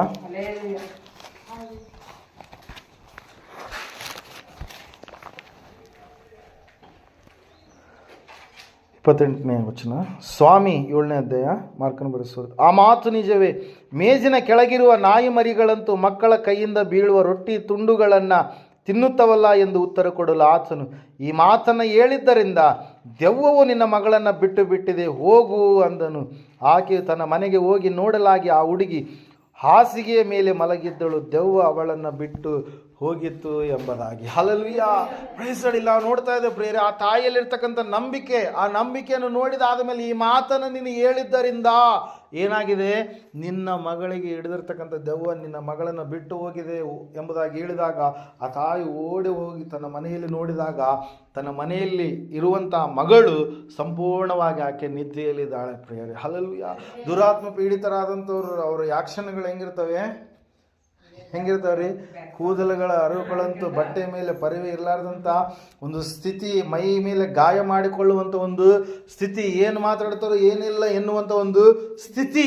ಆ ಸ್ಥಿತಿಯಿಂದ ಸಂಪೂರ್ಣವಾಗಿ ಆ ಮಗಳೇನಾಗಿದ್ದಾಳೆ, ಈಗ ಬದಲಾವಣೆ ಆಗಿದ್ದಾಳೆ ಪ್ರಿಯರೇ. ಕಾರಣ ಒಂದೇ, ಯೇಸು ಸ್ವಾಮಿ ಆ ತಾಯಿಯ ದುಃಖವನ್ನು ಸಂಪೂರ್ಣವಾಗಿ ಆತನೇನು ಮಾಡಿದ, ತೆಗೆದು ಹಾಕಿದ ಪ್ರಿಯರೇ. ಆಕೆ ಗೋಳಾಡ್ತಾ ಬಂದ್ಲು, ಕಣ್ಣೀರಿನಿಂದ ಬಂದ್ಲು, ವೇದನೆಯಿಂದ ಬಂದ್ಲು. ತನ್ನ ದುಃಖವೆಲ್ಲವನ್ನು ಸ್ವಾಮಿಯ ಪಾದಗಳ ಬಳಿಯಲ್ಲಿ ಆಕೆ ಹೇಳಿಕೊಂಡಾಗ ದೇವರು ಆಕೆ ಕಣ್ಣೀರನ್ನು ಸಂಪೂರ್ಣವಾಗಿ ಆತನು ಒರೆಸಿದ ಪ್ರಿಯ. ದೇವರು ವಾಕ್ಯ ಹೇಳುತ್ತೆ, ನಿಮ್ಮ ದುಃಖವನ್ನು ದೇವರು ತೆಗೆದುಹಾಕಿ ನಿಮಗೆ ಆನಂದವನ್ನು ಕೊಡ್ತಾನೆ. ದೇವರು ನಿಮ್ಮ ರೋಗಗಳನ್ನು ನೀಗಿಸಿ ಆತ ನಿಮಗೆ ಸ್ವಸ್ಥತೆಯನ್ನು ದಯಪಾಲಿಸ್ತಾನೆ. ದೇವರು ನಿನ್ನನ್ನು ಕೆಳಮಟ್ಟದಲ್ಲೆಲ್ಲ ಆತ ನಿನ್ನನ್ನು ಮೇಲ್ಮಟ್ಟದಲ್ಲಿ ಇಡ್ತಾನೆ. ಸಾಲಗಳು ನಿನ್ನನ್ನು ಆಳುವಂಥದ್ದಲ್ಲ, ನೀನು ಹಣದ ಮೇಲೆ ಅಧಿಕಾರವುಳ್ಳಂಥ ವ್ಯಕ್ತಿಯನ್ನಾಗಿ ದೇವರು ನಿನ್ನನ್ನು ಏನು ಮಾಡ್ತಾನೆ, ರೂಪಿಸ್ತಾನೆ ಪ್ರೇರ. ಒಂದು ಕಾಲದಲ್ಲಿ ದುಃಖವಿತ್ತು ಯೋಸೇಫನಿಗೆ. ಹಲ್ಲೆಲೂಯಾ. 1 ರೂಪಾಯಿ ಕೂಡ ಇರಲಾರ್ದಂಥ ಒಂದು ಸ್ಥಿತಿ ಪ್ರೇಯರೇ, 1 ರೂಪಾಯಿ ಇಲ್ಲ. ಹಲ್ಲೆಲೂಯಾ. ಅಣ್ಣಂದ್ರೆ ಎಲ್ಲರೂ ಕೂಡ ಆತನ ಮೇಲೆ ದ್ವೇಷ ಇಟ್ಟುಕೊಂಡು ಆತನನ್ನು ಏನು ಮಾಡಿಬಿಟ್ಟಿದ್ದಾರೆ, ಮಾರಿಬಿಟ್ಟಿದ್ದಾರೆ. 20 ಬೆಳ್ಳಿ ನಾಣ್ಯಗಳಿಗೆ ಮಾರಿದಂಥ ಸಮಯದಲ್ಲಿ ಆತನನ್ನು ಸಾಯಿಸಬೇಕನ್ಕೊಂಡ್ರು. ಸಾಯಿಸುವಷ್ಟು ಕೋಪ ಇಟ್ಕೊಂಡು ಆತನನ್ನು ಮಾರಿದಾದ ಮೇಲೆ ಏನೂ ಇಲ್ಲದ ಸ್ಥಿತಿಯಾಗಿ ಗುಲಾಮನ ಸ್ಥಿತಿಯಲ್ಲಿ ಆತನೇನು ಮಾಡಿದ, ಮಾರಲ್ಪಟ್ಟು 1 ರೂಪಾಯಿ ಹಣ ಇಲ್ಲ. ಹಲ್ಲೆಲೂಯಾ. ಅವರಾಗಿ ಹಾಕಿದರೆ ಊಟ, ಇಲ್ಲಂದ್ರೆ ಇಲ್ಲ, ಬರೀ ಕೆಲಸ ಮಾಡ್ತಾನೆ ಇರಬೇಕು ಪ್ರೇಯರ್. Hallelujah, praise. ಆದರೆ ದೇವರು ಯೋಸೇಫನ ಸಂಗಡಿದ್ದ. ಯೋಸೇಫ ತನ್ನ ಭಕ್ತಿಯ ಜೀವಿತವನ್ನು ಕಾಪಾಡಿಕೊಂಡ. ದೇಶವಲ್ಲದ ದೇಶ, ಭಾಷೆ ಗೊತ್ತಿರಲಾರ್ದಂಥ ದೇಶ, ದೇವರಿಗೆ ವಿರುದ್ಧವಾದಂಥ ಕಾರ್ಯಗಳು ನಡೆಯುವಂತಹ ದೇಶ, ದೇವರನ್ನು ತಿಳಿಯಲಾರ್ದಂತಹ ದೇಶ, ದೇವರಿಗೆ ವಿರುದ್ಧವಾಗಿ ಸಂಪೂರ್ಣವಾಗಿ ಎಲ್ಲ ವಿಷಯಗಳಲ್ಲಿ ತುಂಬಿರ್ತಕ್ಕಂಥ ದೇಶ ಪ್ರೇಯರೇ. ಆದರೆ ಅಲ್ಲಿ ಹೋದಾಗಲೂ ಕೂಡ ತನ್ನ ಭಕ್ತಿಯನ್ನು ಏನು ಮಾಡಲಿಲ್ಲ, ಕೆಡಿಸಿಕೊಳ್ಳಲಿಲ್ಲ ಪ್ರೇಯರೇ. ಆದರೆ ಇವತ್ತಿನ ದಿವಸ ನಾವು ನೋಡ್ತೀವಿ, ಆಲಯದಾಗಿದ್ದಾಗ ಭಕ್ತಿವಂತರು, ಆಲಯದಿಂದ ಹೊರಗಡೆ ಹೋದ್ಮೇಲೆ ಭಕ್ತಿಹೀನರು. ಹಲ್ಲೆಲೂಯಾ. ಆಲಯದಿಂದ ಮನೆಗೆ ಹೋದ್ಮೇಲೆ ಮನೆಯಲ್ಲಿ ಭಕ್ತಿಹೀನರು. ಹಲ್ಲೆಲೂಯಾ. Praise Lord. ವಾಕ್ಯ ಹೇಳುತ್ತೆ, ನೀನು ಎಲ್ಲಿದ್ದರೂ ಕೂಡ ಹೆಂಗಿರಬೇಕು, ದೇವರ ಮಗನೋಪಾದಿಯಲ್ಲಿ, ದೇವರ ಮಗಳೋಪಾದಿಯಲ್ಲಿ ಇರಬೇಕು. ದೇವರ ವಾಕ್ಯ ಹೇಳುತ್ತೆ, ಬೆಲ್ಲ ಏನಂತ ಹೇಳ್ತೀವಿ, ಬೆಳಕು ಯಾವಾಗಲೂ ಕೂಡ ಅದು ಕತ್ತಲೆಯನ್ನು ಹತ್ರಕ್ಕೆ ಬರಗೊಡಿಸಲ್ಲ. ಕತ್ತಲೆಯನ್ನು ಏನು ಮಾಡುತ್ತೆ, ಅದು ದೂರ ತಳ್ಳುತ್ತೆ. ಹಲ್ಲೆಲೂಯಾ. Praise Lord. ಅಪ್ಪವ್ರು ಯಾವಾಗಲೂ ಒಂದು ಮಾತು ಹೇಳ್ತಾರೆ, ಹೆಂಗೆ, ಬೆಲ್ಲ ನಾವು ತಗೊಂಡ್ರೆ ಮನೆಯಲ್ಲಿ ತಿಂದರೂ ಕೂಡ ಸಿಹಿಯಾಗಿರುತ್ತೆ, ಆ ಅಂಗಡಿ ಹತ್ರ ತಿಂದರೂ ಕೂಡ ಸಿಹಿಯಾಗಿರುತ್ತೆ, ನಾವೆಲ್ಲ ಹೊಲ್ದಾಗ ಹೋಗಿ ತಿಂದರೂ ಕೂಡ ಸಿಹಿಯಾಗಿರುತ್ತೆ. ಅದೇ ರೀತಿಯಾಗಿ ದೇವರ ಮಕ್ಕಳಾದಂಥ ನಾವು ಕೂಡ ಹೆಂಗಿರ್ಬೇಕು ರೀ, ಸಿಹಿಯಾಗಿರಬೇಕು, ಬೆಳಕಾಗಿರ್ಬೇಕು. ನಾವು ನಮ್ಮ ಜೀವಿತ ಎಲ್ಲವೂ ಕೂಡ ಸಾಕ್ಷಿಯನ್ನು ಕಾಪಾಡಿಕೊಳ್ಳುವಂಥ ಸ್ಥಿತಿಯಲ್ಲಿ ನಾವು ಇರಬೇಕು. ಈತನಿಗೆ ದುಃಖ ಬಂತು, ಆದರೆ ದೇವರಿಗೆ ಗೊತ್ತು, ಆತನನ್ನು ದೇವರು ಆ ದುಃಖವನ್ನು ನೀಗಿಸಿ ಸಂಪೂರ್ಣವಾದಂಥ ಆನಂದವನ್ನು ದೇವರು ಆತನಿಗೆ ಕೊಡಲಿಕ್ಕಿದ್ದಾನೆ ಎಂಬುದಾಗಿ. ಅಲ್ಲಿ ಎಂತಹ ದುಃಖ ಬಂತಂದರೆ, ಗಾಯದ ಮೇಲೆ ಬರೆಯೋಪಾದಿಯಲ್ಲಿ ಮತ್ತೆ ಒಂದು ಬರೆ ಆತನ ಮೇಲೆ ಬಿತ್ತು. ಮನೆಯಲ್ಲಿ ಕೆಲಸ ಮಾಡುವಂಥ ವ್ಯಕ್ತಿಯ ಮೇಲೆ ಒಬ್ಬ ತಾಯಿ ಆತನ ಮೇಲೆ ಕಣ್ಣಾಕಿ ಮಾಡದ ತಪ್ಪಿಗೆ ಆತನನ್ನು ಏನು ಮಾಡಿದರು, ಸೆರೆಮನೆಗೆ ಹಾಕಿದರು ಪ್ರಿಯರೇ. Hallelujah, praise Lord. ಸೆರೆಮನೆಗೆ ಹಾಕಿದಾಗಲೂ ಅಲ್ಲಿ ಕೂಡ ಭಯಂಕರವಾದಂಥ ಶ್ರಮೆಗಳು. ಆದರೆ ದೇವರು ಆತನನ್ನು ಪುನಃ ಆ ಸೆರೆಮನೆಯಲ್ಲಿ ಒಬ್ಬ ಅಧಿಕಾರಿಯನ್ನಾಗಿ ಮೇಲಕ್ಕೆತ್ತುತ್ತಾ ಇದ್ದಾರೆ. ಹಲ್ಲೆಲೂಯಾ. 44ನ ಮನೆಯಲ್ಲಿ ಸ್ವಂತ ಸೇವಕನನ್ನಾಗಿ ಮೇಲಕ್ಕೆತ್ತಿದಂಥ ದೇವರು ಆ ಸೆರೆಮನೆಯಲ್ಲಿ ಅಧಿಕಾರಿ ಕೆಳಗಡೆ ಇರತಕ್ಕಂಥ ಆ ಒಂದು ಸೆರೆಮನೆಯ ಮೇಲೆ ಮೇಲ್ವಿಚಾರಕನೋಪಾದಿಯಲ್ಲಿ ದೇವರು ಯೋಸೇಫನನ್ನು ನಿಲ್ಲಿಸ್ತಾ ಇದ್ದಾರೆ ಪ್ರಿಯರೇ. ಹಲ್ಲೆಲೂಯಾ. ಆದರೆ ಏನೂ ಇಲ್ಲ ಆತನ ಬಳಿಯಲ್ಲಿ. Hallelujah, praise. ಆದರೆ ಒಂದು ಕನಸು ರಾಜನಿಗೆ ಬಿದ್ದಾಗ ಕನಸಿನ ಅರ್ಥವನ್ನು ಹೇಳಲಿಕ್ಕೆ ಸಮರ್ಥನಾಗಿರ್ತಕ್ಕಂಥ ವ್ಯಕ್ತಿ ಎಲ್ಲರನ್ನು ನೋಡಿದಾಗ ಯಾರು ಕೂಡ ಇರಲಾರ್ದಾಗ ಅವಾಗ ಆ ಕನಸಿನ ಅರ್ಥವನ್ನು, ಬೇರೊಬ್ಬರ ಕನಸಿನ ಅರ್ಥವನ್ನು ಹೇಳಿದಂಥ ಯೋಸೇಫನು ರಾಜನ ಕನಸಿನ ಅರ್ಥವನ್ನು ಕೂಡ ವಿವರಿಸಬಲ್ಲ ಎಂಬುದಾಗಿ ತಿಳಿದು ಏನು ಮಾಡ್ತಾ ಇದ್ದಾರೆ, ಯೋಸೇಫನನ್ನು ಅರಸನ ಅರಮನೆಗೆ ಕರೆದುಕೊಂಡು ಹೋದಾಗ ಕನಸಿನ ಅರ್ಥವನ್ನು ಹೇಳಿದಾಗ ಮುಂದೆ ಆಗುವಂಥ ಎಲ್ಲ ಭವಿಷ್ಯತ್ತು ಈ ರೀತಿಯಾಗಿದೆ ಎಂಬುದಾಗಿ ತಿಳಿಸಿದಾಗ ರಾಜನ ಆಸ್ಥಾನದಲ್ಲಿರುವಂಥವರೆಲ್ಲರೂ ಕೂಡ ಯೋಸೇಫನಲ್ಲಿ ದೇವರ ಪರಿಶುದ್ಧ ಆತ್ಮ ಇದೆ ಎಂಬುದಾಗಿ ಗ್ರಹಿಸಿ ಆ ಒಂದು ಇಡೀ ಐಗುಪ್ತ ದೇಶದ ಮೇಲೆ ಸರ್ವಾಧಿಕಾರಿಯನ್ನಾಗಿ ಆ ಒಂದು ರಾಜನಾಗಿರ್ತಕ್ಕಂಥ ಫರೋಹನು ಏನು ಮಾಡ್ತಾ ಇದ್ದಾನ್ರಿ, ಘೋಷಿಸ್ತಾ ಇದ್ದಾನೆ ಪ್ರಿಯರೇ. ಹಲ್ಲೆಲೂಯಾ. ಇಡೀ ದೇಶದ ಮೇಲೆ ಅಧಿಕಾರ ಪ್ರಿಯರೇ. ಏನ್ರಿ, ಒಂದು ಸಮಯದಲ್ಲಿ ಭಯಂಕರ ದುಃಖದಲ್ಲಿರ್ತಕ್ಕಂಥ ವ್ಯಕ್ತಿ ಪ್ರಿಯರೇ. ಹಲ್ಲೆಲೂಯಾ. ಆದರೆ ವಾಕ್ಯ ಹೇಳುತ್ತೆ, ಸತ್ಯವೇದ ಹೇಳುತ್ತೆ, ನಿಮ್ಮ ದುಃಖ ಹೋಗಿ ನಿಮಗೇನು ಬರುತ್ತೆ, ಆನಂದ ಬರುತ್ತೆ. ಸಾಲದ ವಿಷಯದಲ್ಲಿ ಚಿಂತಾಕ್ರಾಂತರಾಗಿದ್ದೀರಿ, ದೇವರು ನಿಮ್ಮನ್ನು ಆರಿಸಿಕೊಂಡು ದೇವರ ಮಾರ್ಗದಲ್ಲಿ ನೀವು ನಡೆಯುವಾಗ, ದೇವರಲ್ಲಿ ಸಂಪೂರ್ಣವಾಗಿ ಭಯಭಕ್ತಿ ಉಳ್ಳವರಾಗಿ ನೀವು ಜೀವಿಸುವಾಗ ದೇವರು ಅದರ ಮೇಲೆ ನಿಮಗೇನು ಕೊಡ್ತಾನೆ, ಅಧಿಕಾರ ಕೊಡ್ತಾನೆ. Hallelujah, praise Lord. ಹಣ ನಿಮ್ಮ ಕಾಲು ಕೆಳಗಿರಂಗೆ ಮಾಡ್ತಾನೆ ದೇವರು. ಹಣನ ನಿಮ್ಮ ತಲೆ ಮೇಲೆ ಇಟ್ಕೊಂಬೇಡ್ರಿ ಅವಾಗ. Hallelujah, praise Lord. ದೇವರನ್ನು ನೀವು ಹಿಂಬಾಲಿಸಿದರೆ ದೇವರು ಹಣವನ್ನು ನಿಮ್ಮ ಹಿಂದೆ ಬರುವ ಹಾಗೆ ಆತನು ಮಾಡ್ತಾನೆ. ಅದು ಸಲ ಸ್ವಾಮಿ ಒಂದ್ಸರಿ ಹೇಳಿದ್ರು, ನೀವು ದೇವರನ್ನು ಧನವನ್ನು ಎರಡನ್ನು ಸ್ವೀಕರಿಸಲಿಕ್ಕೆ ಸಾಧ್ಯ ಇಲ್ಲ. ನೀವು ಹಣ ಸ್ವೀಕರಿಸಿದರೆ ದೇವರನ್ನ ಖಂಡಿತವಾಗಿ ಕೈ ಬಿಡ್ತೀರಿ. ನೀವು ದೇವರನ್ನು ಸ್ವೀಕರಿಸಿದ ದೇವರ ವಾಕ್ಯ ಹೇಳುತ್ತೆ, ಸತ್ಯವೇದ ಹೇಳುತ್ತೆ, ಆತನ ರಾಜ್ಯಕ್ಕಾಗಿ ಆತನ ನೀತಿಗಾಗಿ ಯಾರು ತವಕ ಪಡ್ತಾರೋ ಅವರಿಗೆ ಬೇಕಾಗಿರುವಂಥದ್ದು ಎಲ್ಲವನ್ನ ದೇವರು ಏನು ಮಾಡ್ತಾನೆ, ಒದಗಿಸಿ ಕೊಡ್ತಾನೆ. ಯೋಸೇಫನಲ್ಲಿ ಇರುವಂಥ ದುಃಖವನ್ನು ದೇವರು ಸಂಪೂರ್ಣವಾಗಿ ನೀಗಿಸಿ ಆತನ ಜೀವಿತದಲ್ಲಿ ಆಶೀರ್ವಾದವನ್ನು ಸುರಿಸಿದರು ಪ್ರಿಯರೇ. ಇಡೀ ಪ್ರಪಂಚಕ್ಕೆ ಆಹಾರ ಕೊಡುವಂಥ ವ್ಯಕ್ತಿಯನ್ನಾಗಿ ದೇವರು ಆತನನ್ನು ನೇಮಿಸಿದರು. ಆವತ್ತಿನ ಕಾಲಗಳಲ್ಲಿ ಪ್ರಪಂಚದ ತುಂಬೆಲ್ಲ ಭಯಂಕರವಾದಂಥ ಬರಗಾಲ ಬಂದಂಥ ಸಮಯದಲ್ಲಿ ಎಲ್ಲರೂ ಕೂಡ ಯಾರ ಹೆಸರು ಹೇಳಬೇಕಾಗಿತ್ತು, ಯೋಸೇಫನ ಹೆಸರು ಹೇಳಿದ್ರೆ ಅವರಿಗೆ ಅಕ್ಕಿ ಸಿಗ್ತಾ ಇತ್ತು, ಗೋಧಿ ಸಿಗ್ತಾ ಇತ್ತು, ಅವರಿಗೆ ಇರುವಂಥ ಎಲ್ಲ ಆಹಾರ ಎಲ್ಲ ಕೂಡ ಆ ಯೋಸೇಫನ ಮೂಲಕವಾಗಿ ಏನಾಗ್ತಾ ಇತ್ತು ರೀ, ಸರಬರಾಜು ಆಗ್ತಾ ಇತ್ತು ಪ್ರಿಯರೇ. ಅದಕ್ಕಾಗಿ ವಾಕ್ಯ ಹೇಳ್ತಾ, ಸತ್ಯವೇದ ಹೇಳ್ತಾ ಇದೆ, ದೇವರು ನಿನ್ನ ದುಃಖವನ್ನು ನೀಗಿಸ್ತಾನೆ. ಹಲ್ಲೆಲೂಯಾ. ಆ ತಾಯಿ ಯೇಸುವಿನ ಬಳಿಗೆ ಬಂದಾಗ ಆ ತಾಯಿಯ ದುಃಖವನ್ನು ನೀಗಿಸಿದ ದೇವರು, ತನ್ನ ಭಕ್ತಿಯನ್ನು ಕಾಪಾಡಿಕೊಂಡಂಥ ಯೋಸೇಫನ ದುಃಖವನ್ನು ನೀಗಿಸಿದಂಥ ದೇವರು ಅದೇ ರೀತಿಯಾಗಿ ಆಲಯದಲ್ಲಿ ಮೊಣಕಾಲೂರಿ ಪ್ರಾರ್ಥನೆ ಮಾಡುತ್ತಾ ಅಕ್ಕಪಕ್ಕದವರಿಂದ ಅನೇಕರಿಂದ ನೋವುಗಳನ್ನು ಅನುಭವಿಸಿ ಚುಚ್ಚು ಮಾತುಗಳನ್ನು ಆಕೆ ಸಹಿಸಿಕೊಂಡು ದೇವರೇ ನನ್ನ ಶರಣು ಹೋಗಿರ್ತಕ್ಕಂಥ ಒಬ್ಬ ತಾಯಿ ಪ್ರಿಯರೇ. ಆಕೆ ಹೆಸರು ಹನ್ನಳು ಎಂಬುದಾಗಿ ಸತ್ಯವೇದ ಹೇಳುತ್ತೆ. ಆಕೆ ಮೊಣಕಾಲೂರಿ ದೇವರಲ್ಲಿ ತನ್ನ ದುಃಖವೆಲ್ಲವನ್ನು ಏನು ಮಾಡ್ತಾ ಇದ್ದಾಳೆ, ಹೇಳಿಕೊಳ್ತಾ ಇದ್ದಾಳೆ. ಮೊದಲನೇ ಸಮುವೇಲನ ಗ್ರಂಥ 1ನೇ ಅಧ್ಯಾಯದಲ್ಲಿ ಅದರ ಕುರಿತಾಗಿ ನಾವು ನೋಡ್ತಾ ಇರ್ತೀವಿ. ಆಕೆ ದುಃಖವೆಲ್ಲ ದೇವರ ಮುಂದೆ ಆಕೆ ಹೇಳಿಕೊಂಡಿದ್ದಾದ ಮೇಲೆ ನಾವು ನೋಡ್ತಾ ಇದ್ದೀವಿ, ದೇವರು ಆಕೆಯನ್ನು ಏನು ಮಾಡಿದ್ಲಂತೆ, ಜ್ಞಾಪಕ ಮಾಡಿಕೊಂಡು. 11ನೇ ವಚನದಲ್ಲಿ ನಾವು ನೋಡ್ತಾ ಇದ್ದೇವೆ, 1ನೇ ಅಧ್ಯಾಯ 10ನೇ ವಚನ, ಹೋಗಿ ಬಹು ದುಃಖದಿಂದ ಕಣ್ಣೀರು ಸುರಿಸುತ್ತಾ ಯೆಹೋವನನ್ನು ಕುರಿತು, ಸೇನಾಧೀಶ್ವರನಾದ ಯೆಹೋವನೇ, ನಿನ್ನ ದಾಸಿಯ ದುಃಖವನ್ನು ಪರಾಂಬರಿಸು, ನನ್ನನ್ನು ತಿರಸ್ಕರಿಸದೆ ಕನಿಕರವಿಟ್ಟು ನನಗೊಬ್ಬ ಮಗನನ್ನು ಕೊಡಬೇಕು, ಅವನು ಜೀವದಿಂದಿರುವ ತನಕ ನಿನ್ನವನಾಗಿ ಇರುವ ಹಾಗೆ ನಿನಗೆ ಪ್ರತಿಷ್ಠಿಸಿ ಕೊಡುವೆನು, ಅವನ ತಲೆಯ ಮೇಲೆ ಕ್ಷೌರ ಕತ್ತಿಯನ್ನು ಬರಗೊಡಿಸುವುದಿಲ್ಲ ಎಂದು ಪ್ರಾರ್ಥಿಸಿ ಹರಕೆ ಮಾಡಿದಳು ಎಂಬುದಾಗಿ. Hallelujah, praise Lord. ದೇವರ ವಾಕ್ಯ ಹೇಳ್ತಾ ಇದೆ, ಆಕೆಯ ದುಃಖದ ಭಾರ ತುಂಬ ದೊಡ್ಡದಾಗಿತ್ತು. ಹಲ್ಲೆಲೂಯಾ. ಅನೇಕ ವರ್ಷಗಳಿಂದ ಬಲಹೀನತೆಯಲ್ಲಿರ್ತಕ್ಕಂಥ ಆಕೆ, ಯಾರು ಕೂಡ ಮಾಡದ ಕಾರ್ಯ, ಯಾರು ಕೂಡ ಕೊಡದಂಥ ಬಹುಮಾನ, ಗರ್ಭಫಲವನ್ನು ದೇವರಲ್ಲಿ ಇದ್ದುಕೊಂಡು ಆಕೆ ಪಡಿತಾ ಇದ್ದಾಳೆ ಪ್ರಿಯರೇ. ಹಲ್ಲೆಲೂಯಾ. ಪ್ರಾರ್ಥಿಸ್ತಾ ಇದ್ದಾಳೆ. ಆಕೆ ಅಷ್ಟು ದುಃಖ ಪಡ್ತಾ ಇದ್ದಾಳೆ ಅಂದರೆ ಆಕೆನ ಯಾರೋ ಎಷ್ಟೋ ರೀತಿಯಲ್ಲಿ ಏನು ಮಾಡಿರ್ಬೋದು, ಅವಮಾನಪಡಿಸಿರ್ಬೋದು. ಆಕೆಯ ದುಃಖಕ್ಕೆ ಸ್ವಂತ ತಂಗಿ, ಯಜಮಾನ, ಅಕ್ಕಪಕ್ಕದಲ್ಲಿರ್ತಕ್ಕಂಥ ಬಂಧುಗಳು, ಮಿತ್ರರು, ಯಾರಿದ್ದರು ನೆರೆಯವರು ಎಲ್ಲರೂ ಕೂಡ ಆಕೆಯನ್ನು ಹೀಯಾಳಿಸಿರ್ಬೋದು. ಆದರೆ ವಾಕ್ಯ ಹೇಳುತ್ತೆ, ಸತ್ಯವೇದ ಹೇಳುತ್ತೆ, ಆಕೆ ತನ್ನ ದುಃಖವೆಲ್ಲವನ್ನು ಎಲ್ಲಿ ಆಗ್ತಾ ಇದ್ದಾಳೆ? ಆಕೆ ದೇವರ ಮುಂದೆ ಆಗ್ತಾ ಇದ್ದಾಳೆ ಪ್ರಿಯರೇ. ಅದಕ್ಕಾಗಿ ನಾವು ನೋಡ್ತೀವಿ, ಪ್ರಾರ್ಥನೆ ಫಲ ಕೊಡುವಂಥದ್ದಾಗಿದೆ. ಆ ಒಂದು ವಾಕ್ಯವನ್ನು ಸ್ವತಃ ಅನ್ನಳೇ ಹೇಳ್ತಾ ಇದ್ದಾಳೆ ಪ್ರಿಯರೇ. 27ನೇ ವಚನದಲ್ಲಿ, ಆತನು ನನ್ನ ಪ್ರಾರ್ಥನೆಯ ಫಲವಾಗಿ ಅನುಗ್ರಹಿಸಿದ ಮಗನು ಇವನೇ. Hallelujah, praise Lord. ನಾವು ನೋಡ್ತಾ ಇದ್ದೇವೆ, ಸತ್ಯವೇದ ಹೇಳ್ತಾ ಇದೆ ಸ್ಪಷ್ಟವಾಗಿ ಪ್ರಿಯರೇ, ಪ್ರಾರ್ಥನೆ ಫಲ ಕೊಡುವಂಥದ್ದಾಗಿದೆ. ದೇವರ ಹತ್ರ ನಮ್ಮ ದುಃಖವನ್ನು ನಾವು ಹೇಳಿಕೊಳ್ಳುವಾಗ, ದೇವರ ಹತ್ರ ಕಣ್ಣೀರಿಡುವಾಗ, ದೇವರ ಹತ್ರ ನಾವು ಗೋಗರಿದು ಬೇಡುವಂಥ ಸಮಯದಲ್ಲಿ ದೇವರಿದ್ದಾನೆ ಎಂಬುದಾಗಿ ನಾವು ನೆನೆಸಿ ಆತನ ಪಾದ ಸನ್ನಿಧಾನದಲ್ಲಿ ನಾವು ಬೇಡುವಾಗ ನಮ್ಮ ದುಃಖವೆಲ್ಲವನ್ನ ಇನ್ನೊಬ್ಬರ ಮುಂದೆ ಹೇಳ್ಕೊಳ್ಳುವಂಥದ್ದಲ್ಲ. ಇನ್ನೊಬ್ಬರ ಮುಂದೆ ಹೇಳಿದ್ರೆ ಅವ್ರು ಏನು ಮಾಡ್ತಾರೆ? ಊರು ತುಂಬ ಸಾರ್ತಾರೆ. ಹಲ್ಲೆಲೂಯಾ. ಮತ್ತೇನು ಮಾಡ್ತಾರೆ? ನಗ್ತಾರೆ ನಮ್ಮನ್ನು ನೋಡಿ. Hallelujah, praise. ಆದರೆ ದೇವ್ರ ಮುಂದೆ ಹೇಳ್ಕೊಂಡ್ರೆ ದೇವರು ಯಾವಾಗಲೂ ಕೂಡ ನಮ್ಮ ಕುರಿತಾಗಿ ಆತನ ಏನು ಮಾಡುತ್ತಾನೆ ಅಂತ ಹೇಳ್ತಾ ವಾಕ್ಯ, ಚಿಂತಿಸುವವನಾಗಿದ್ದ, ನಮ್ಮ ಕುರಿತಾಗಿ ಯಾವಾಗಲೂ ಕೂಡ ಅನುಕಂಪವುಳ್ಳಂಥ ದೇವರಾಗಿದ್ದಾನೆ. ಆ ತಾಯಿ ತನ್ನ ದುಃಖವೆಲ್ಲ ಮನುಷ್ಯರ ಮುಂದೆ ಹೇಳಲಿಲ್ಲ, ಆಕೆ ದೇವರ ಮುಂದೆ ಹೇಳಿಕೊಂಡ್ಳು. ದೇವ್ರ ವಾಕ್ಯ ಹೇಳುತ್ತೆ 19ನೇ ವಚನದಲ್ಲಿ, ಆಕೆಯಲ್ಲಿರ್ತಕ್ಕಂಥ ದುಃಖ ದೇವರು ತೆಗೆದುಹಾಕಿದ ಮೇಲೆ ಅಲ್ಲಿ ನಾವು ನೋಡ್ತಾ ಇದ್ದೇವೆ, ಸತ್ಯವೇದ ಹೇಳುತ್ತಾ ಇದೆ ಪ್ರೇರೆ 18ನೇ ವಚನ ಕೊನೆಯ ಲೈನಲ್ಲಿ, ಆಮೇಲೆ ಆಕೆಯ ಮೋರೆಯಲ್ಲಿ ದುಃಖವು ಕಾಣಲಿಲ್ಲ. ಅವರು ಮರುದಿನ ಬೆಳಗ್ಗೆ ಎದ್ದು ಯೆಹೋವನನ್ನು ಆರಾಧಿಸಿ ರಾಮಾದಲ್ಲಿ ಇದ್ದ ತಮ್ಮ ಮನೆಗೆ ಬಂದರು. ಎಲ್ಕಾನನು ತನ್ನ ಹೆಂಡತಿಯಾದ ಅನ್ನಳನ್ನು ಕೂಡಲು ಆಕೆ ಯೆಹೋವನ ಅನುಗ್ರಹದಿಂದ ಗರ್ಭಿಣಿಯಾಗಿ ದಿನ ತುಂಬಿದ ಮೇಲೆ ಒಬ್ಬ ಮಗನನ್ನು ಹೆತ್ತಳು. ಯೆಹೋವನನ್ನು ಬೇಡಿ ಪಡೆಕೊಂಡನೆಂದು ಆ ಮಗನಿಗೆ ಸಮುವೇಲನೆಂದು ಹೆಸರು ಇಟ್ಟಳು ಎಂಬುದಾಗಿ. Hallelujah, praise. ಅದಕ್ಕಾಗಿ ಪ್ರೇಯರ್ ದೇವರು ವಾಕ್ಯ ಹೇಳುತ್ತೆ, ಸತ್ಯವೇದ ಹೇಳುತ್ತೆ, ದೇವರು ನಿನ್ನ ದುಃಖವನ್ನು ನೀಗಿಸ್ತಾನೆ. ದೇವರು ನಿನ್ನ ಜೀವಿತದಲ್ಲಿ ಆಗಲಾರದಂಥ ಕಾರ್ಯಗಳನ್ನು ಆತನ ಆಗುವಂತೆ ಮಾಡ್ತಾನೆ. ದೇವರು ನಿನ್ನ ಜೀವಿತದಲ್ಲಿ ಇರ್ತಕ್ಕಂಥ ಬಲಹೀನತೆಗಳನ್ನು ತೊಲಗಿಸಿ ಹಾಕ್ತಾನೆ. ದೇವರು ವಾಕ್ಯ ಹೇಳ್ತಾ ಇದೆ, ನಿಮ್ಮ ದುಃಖ ಹೋಗಿ ನಿಮಗೆ ಆನಂದ ಬರುವುದು. ಶಿಷ್ಯರೆಲ್ಲರೂ ಭಯಪಟ್ಟರು, ಶಿಷ್ಯರೆಲ್ಲರೂ ಎದುರಿದ್ರು, ಅಯ್ಯೋ ನಮ್ಮನ್ನು ಕೂಡ ಸ್ವಾಮಿಯಂತೆ ಸಾಯಿಸಿಬಿಡ್ತಾರೇನೋ ಅಂತೇಳಿ ಮನೆಯಲ್ಲಿ ಬಚ್ಚಿಟ್ಟುಕೊಂಡ್ರು.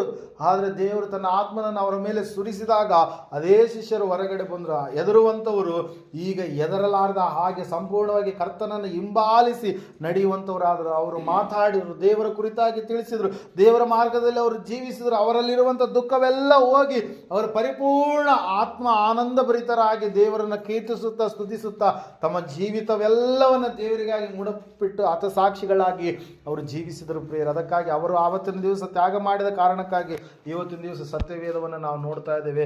ಇವತ್ತಿನ ದಿವಸ ಈ ಒಂದು ಗ್ರಾಮದಲ್ಲಿ ನಾವು ದೇವರ ಸುವಾರ್ತೆಯನ್ನು ಕೇಳ್ತಾ ಇದ್ದೇವೆ, ನಾವು ಬಿತ್ತುತ್ತಾ ಇದ್ದೇವೆ. ಅಂದರೆ ದೇವರನ್ನ ನಾವು ತಿಳಿಯಲಾರದ ಸ್ಥಿತಿಯಲ್ಲಿದ್ದಂಥ ನಮ್ಮನ್ನು ಇವತ್ತಿನ ದಿವಸ ಸತ್ಯವೇದ ನಮ್ಮ ಕೈಗೆ ಬರಬೇಕಾದ ಎಷ್ಟೋ ಜನರು ಇದಕ್ಕಾಗಿ ಏನಾಗಿದ್ದಾರೆ? ಸತ್ತು ಹೋಗಿದ್ದಾರೆ, ಮಡಿದಿದ್ದಾರೆ. ತಮ್ಮ ಕುಟುಂಬವನ್ನು, ತಮ್ಮ ಬಂಧು ಬಾಂಧವ್ಯದವರು ಎಲ್ಲರನ್ನ ಬಿಟ್ಟು ಏಕಾಂಗಿಯಾಗಿ ನಾನು ಕೂಡ ದೇವರ ಕುರಿತಾಗಿ ತಿಳಿಸ್ಬೇಕಂತೇಳಿ ಅವರು ಪ್ರತಿಯೊಂದು ಗ್ರಾಮಗಳಿಗೂ ದೇಶಗಳಿಗೂ ಅವರು ಚದರಿ ಹೋಗಿ ದೇವರ ಕುರಿತಾಗಿ ಅವರು ತಿಳಿಸಿದರು ಪ್ರಿಯರೇ. ದೇವರು ವಾಕ್ಯ ಹೇಳುತ್ತೆ, ಅವರಲ್ಲಿರ್ತಕ್ಕಂಥ ದುಃಖವನ್ನು ದೇವರು ಏನು ಮಾಡಿದರು? ನೀಗಿಸಿದಾಗ ಸಂಪೂರ್ಣವಾಗಿ ಅವರ ದುಃಖದ ಭಾರ ಎಲ್ಲ ಹೋದಾಗ ಆತ್ಮಾನಂದ ಭರಿತರಾಗಿ ಶಿಷ್ಯರೆಲ್ಲರೂ ಕೂಡ ಏನು ಮಾಡಿದ್ರಿ? ಸುವಾರ್ತೆಯನ್ನು ಸಾರಿದರು ಪ್ರಿಯರು. ಅದಕ್ಕಾಗಿ ನಾವು ನೋಡ್ತಾ ಇದ್ದೇವೆ, ದೇವರ ವಾಕ್ಯ ಹೇಳುತ್ತೆ, ಸತ್ಯವೇದ ಹೇಳುತ್ತೆ ಸ್ಪಷ್ಟವಾಗಿ, ಇವತ್ತಿನ ದಿವಸ ದೇವರು ನಿನ್ನ ದುಃಖವನ್ನು ಏನು ಮಾಡ್ತಾನೆ?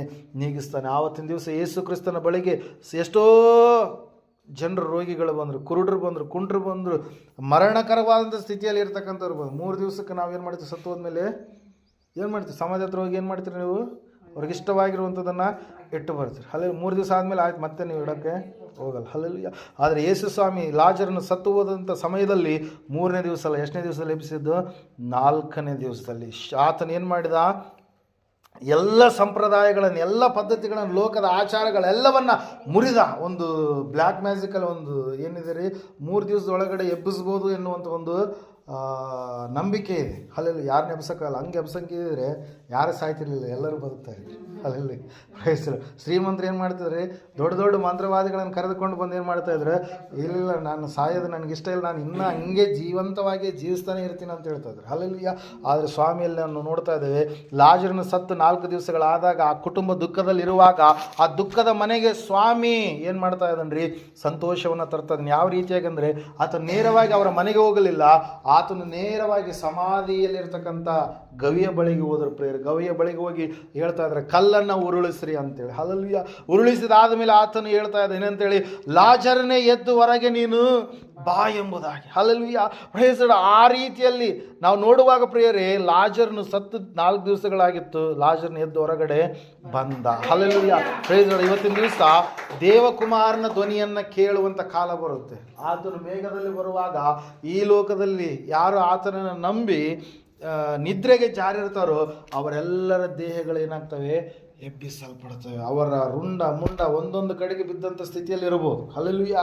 Price the Lord. ಆ ಸಮಯದಲ್ಲಿ ಅವೆಲ್ಲವೂ ಕೂಡ ಜೋಡಣೆಯಾಗಿ ಪುನಃ ಆ ದೇಹ ಎಲ್ಲವೂ ಕೂಡ ಏನಾಗ್ತಾರೆ, ಜೋಡಣೆ ಆದ ಮೇಲೆ ಏನಾಗುತ್ತೆ ರೀ, ಎಲ್ಲರೂ ಕೂಡ ಸ್ವಾಮಿಯನ್ನು ನಾವೇನು ಮಾಡ್ತೀವಿ, ಎದುರುಗೊಳ್ತೀವಿ. ದೇವರು ಒಬ್ಬೊಬ್ಬರನ್ನ ಹೆಸರಿಡಿದ ಆತನ ಏನು ಮಾಡ್ತಾನೆ, ಕರೀತಾನೆ. ಆತನ ನಂಬಿದ ಮಕ್ಕಳೆಲ್ಲರೂ ಕೂಡ ಆ ರೀತಿಯಾಗಿ ಸತ್ತು ಹೋದಂಥವರೆಲ್ಲರೂ ಕೂಡ ಆತನನ್ನು ಎದುರುಗೊಳ್ಳೋದಕ್ಕಾಗಿ ಅವರ ದೇಹಗಳು ಮೇಲಕ್ಕೆ ಎತ್ತಲ್ಪಟ್ಟರೆ ಜೀವಂತವಾಗಿರ್ತಕ್ಕಂಥ ನಾವು ಕಣ್ಣು ರೆಪ್ಪೆ ಬಡಿದು ನಮ್ಗೆ ಗೊತ್ತಾಗುತ್ತಾ? ಕ್ಷಣ ಮಾತ್ರ. ಅಲ್ಲಲ್ಲಿ ಹಿಂಗೆ ಕಣ್ಣು ರೆಪ್ಪೆ ಹೆಸರು ಬಿಡ್ತೀವಿ ನಮಗೆ ಗೊತ್ತಿಲ್ಲ. ಆ ಕಣ್ಣು ರೆಪ್ಪೆ ಬಡಿಯೋದ್ರೊಳಗಡೆಯಾಗಿ ನಾವು ಕೂಡ ಮಾರ್ಪಟ್ಟು ಬೇಗವಾಗಿ ನಾವು ಎಲ್ಲಿ ಹೋಗ್ತೀವಂತೆ, ಅವರ ಸಂಗಡ ಸೇರಿಕೊಳ್ತೀವಂತೆ. ಹಲ್ಲೆಲೂಯಾ. ಅದಕ್ಕಾಗಿ ನಮಗಿರ್ತಕ್ಕಂಥ ಒಂದು ನಿರೀಕ್ಷೆ ಏನಂತಂದರೆ, ದೇವರು ನಮ್ಮನ್ನು ಕೂಡ ಆತನೇನು ಮಾಡ್ತಾನೆ, ಎಬ್ಬಿಸ್ತಾನೆ. ಅದಕ್ಕಾಗಿ ನಾವು ನೋಡ್ತಾ ಇದ್ದೇವೆ, ನಾನೇ ಪುನರುತ್ಥಾನವು, ನಾನೇ ಜೀವವಾಗಿದ್ದೇನೆ, ನನ್ನನ್ನು ನಂಬುವವನು ಸತ್ತರೂ ಬದುಕುವನು, ಬದುಕುತ್ತಾ ನನ್ನನ್ನು ನಂಬುವವನು ಸಾಯುವುದೇ ಇಲ್ಲ. ಅವನು ನಿದ್ರೆಗೆ ಜಾರ್ತಾನೆ, ಅವನನ್ನು ನಾನು ಪುನಃ ಎಬ್ಬಿಸ್ತೀನಿ. ಹಲ್ಲೆಲೂಯಾ. Praise the Lord. ಅದಕ್ಕಾಗಿ ಪ್ರಿಯರೇ, ಮಾರ್ತಾ ಮರಿಯಳ ಮನೆಯಲ್ಲಿರ್ತಕ್ಕಂಥ ದುಃಖವನ್ನು ದೇವರು ಏನು ಮಾಡಿದರೆ, ಆತನು ನೀಗಿಸಿ ಮನೆಯಲ್ಲಿರ್ತಕ್ಕಂಥ ಮರಣದ ಮನೆಯನ್ನು ಪುನಃ ನಗುವಿನ ಮನೆಯಾಗಿ, ಜೀವದ ಮನೆಯಾಗಿ ಆತನು ಏನು ಮಾಡಿದ, ಮಾರ್ಪಡಿಸಿದ ಪ್ರಿಯರೇ. ಆ ಲಾಜರ ಮತ್ತೆ ಸತ್ತು ಹೋದ. ನಾವು ಎಲ್ಲರೂ ಕೂಡ ಒಂದಲ್ಲ ಒಂದು ದಿವಸ ಈ ಲೋಕವನ್ನು ಬಿಟ್ಟು ಹೋಗುವಂಥವ್ರು. ಆದರೆ ಬಿಟ್ಟು ಹೋಗೋದ್ರೊಳಗಡೆಯಾಗಿ ದೇವರು ವಾಕ್ಯ ಹೇಳುತ್ತೆ. ಪ್ರಕಟಣೆ ಪುಸ್ತಕದಲ್ಲಿ ಒಂದು ಮಾತಿರುತ್ತೆ ಪ್ರಿಯರೇ. ಆ ಮಾತೇನಂತಂದರೆ, ಒಂದು ಸಾರಿ ಕೊನೆಯದಾಗಿ ಓದ್ತೀನಿ.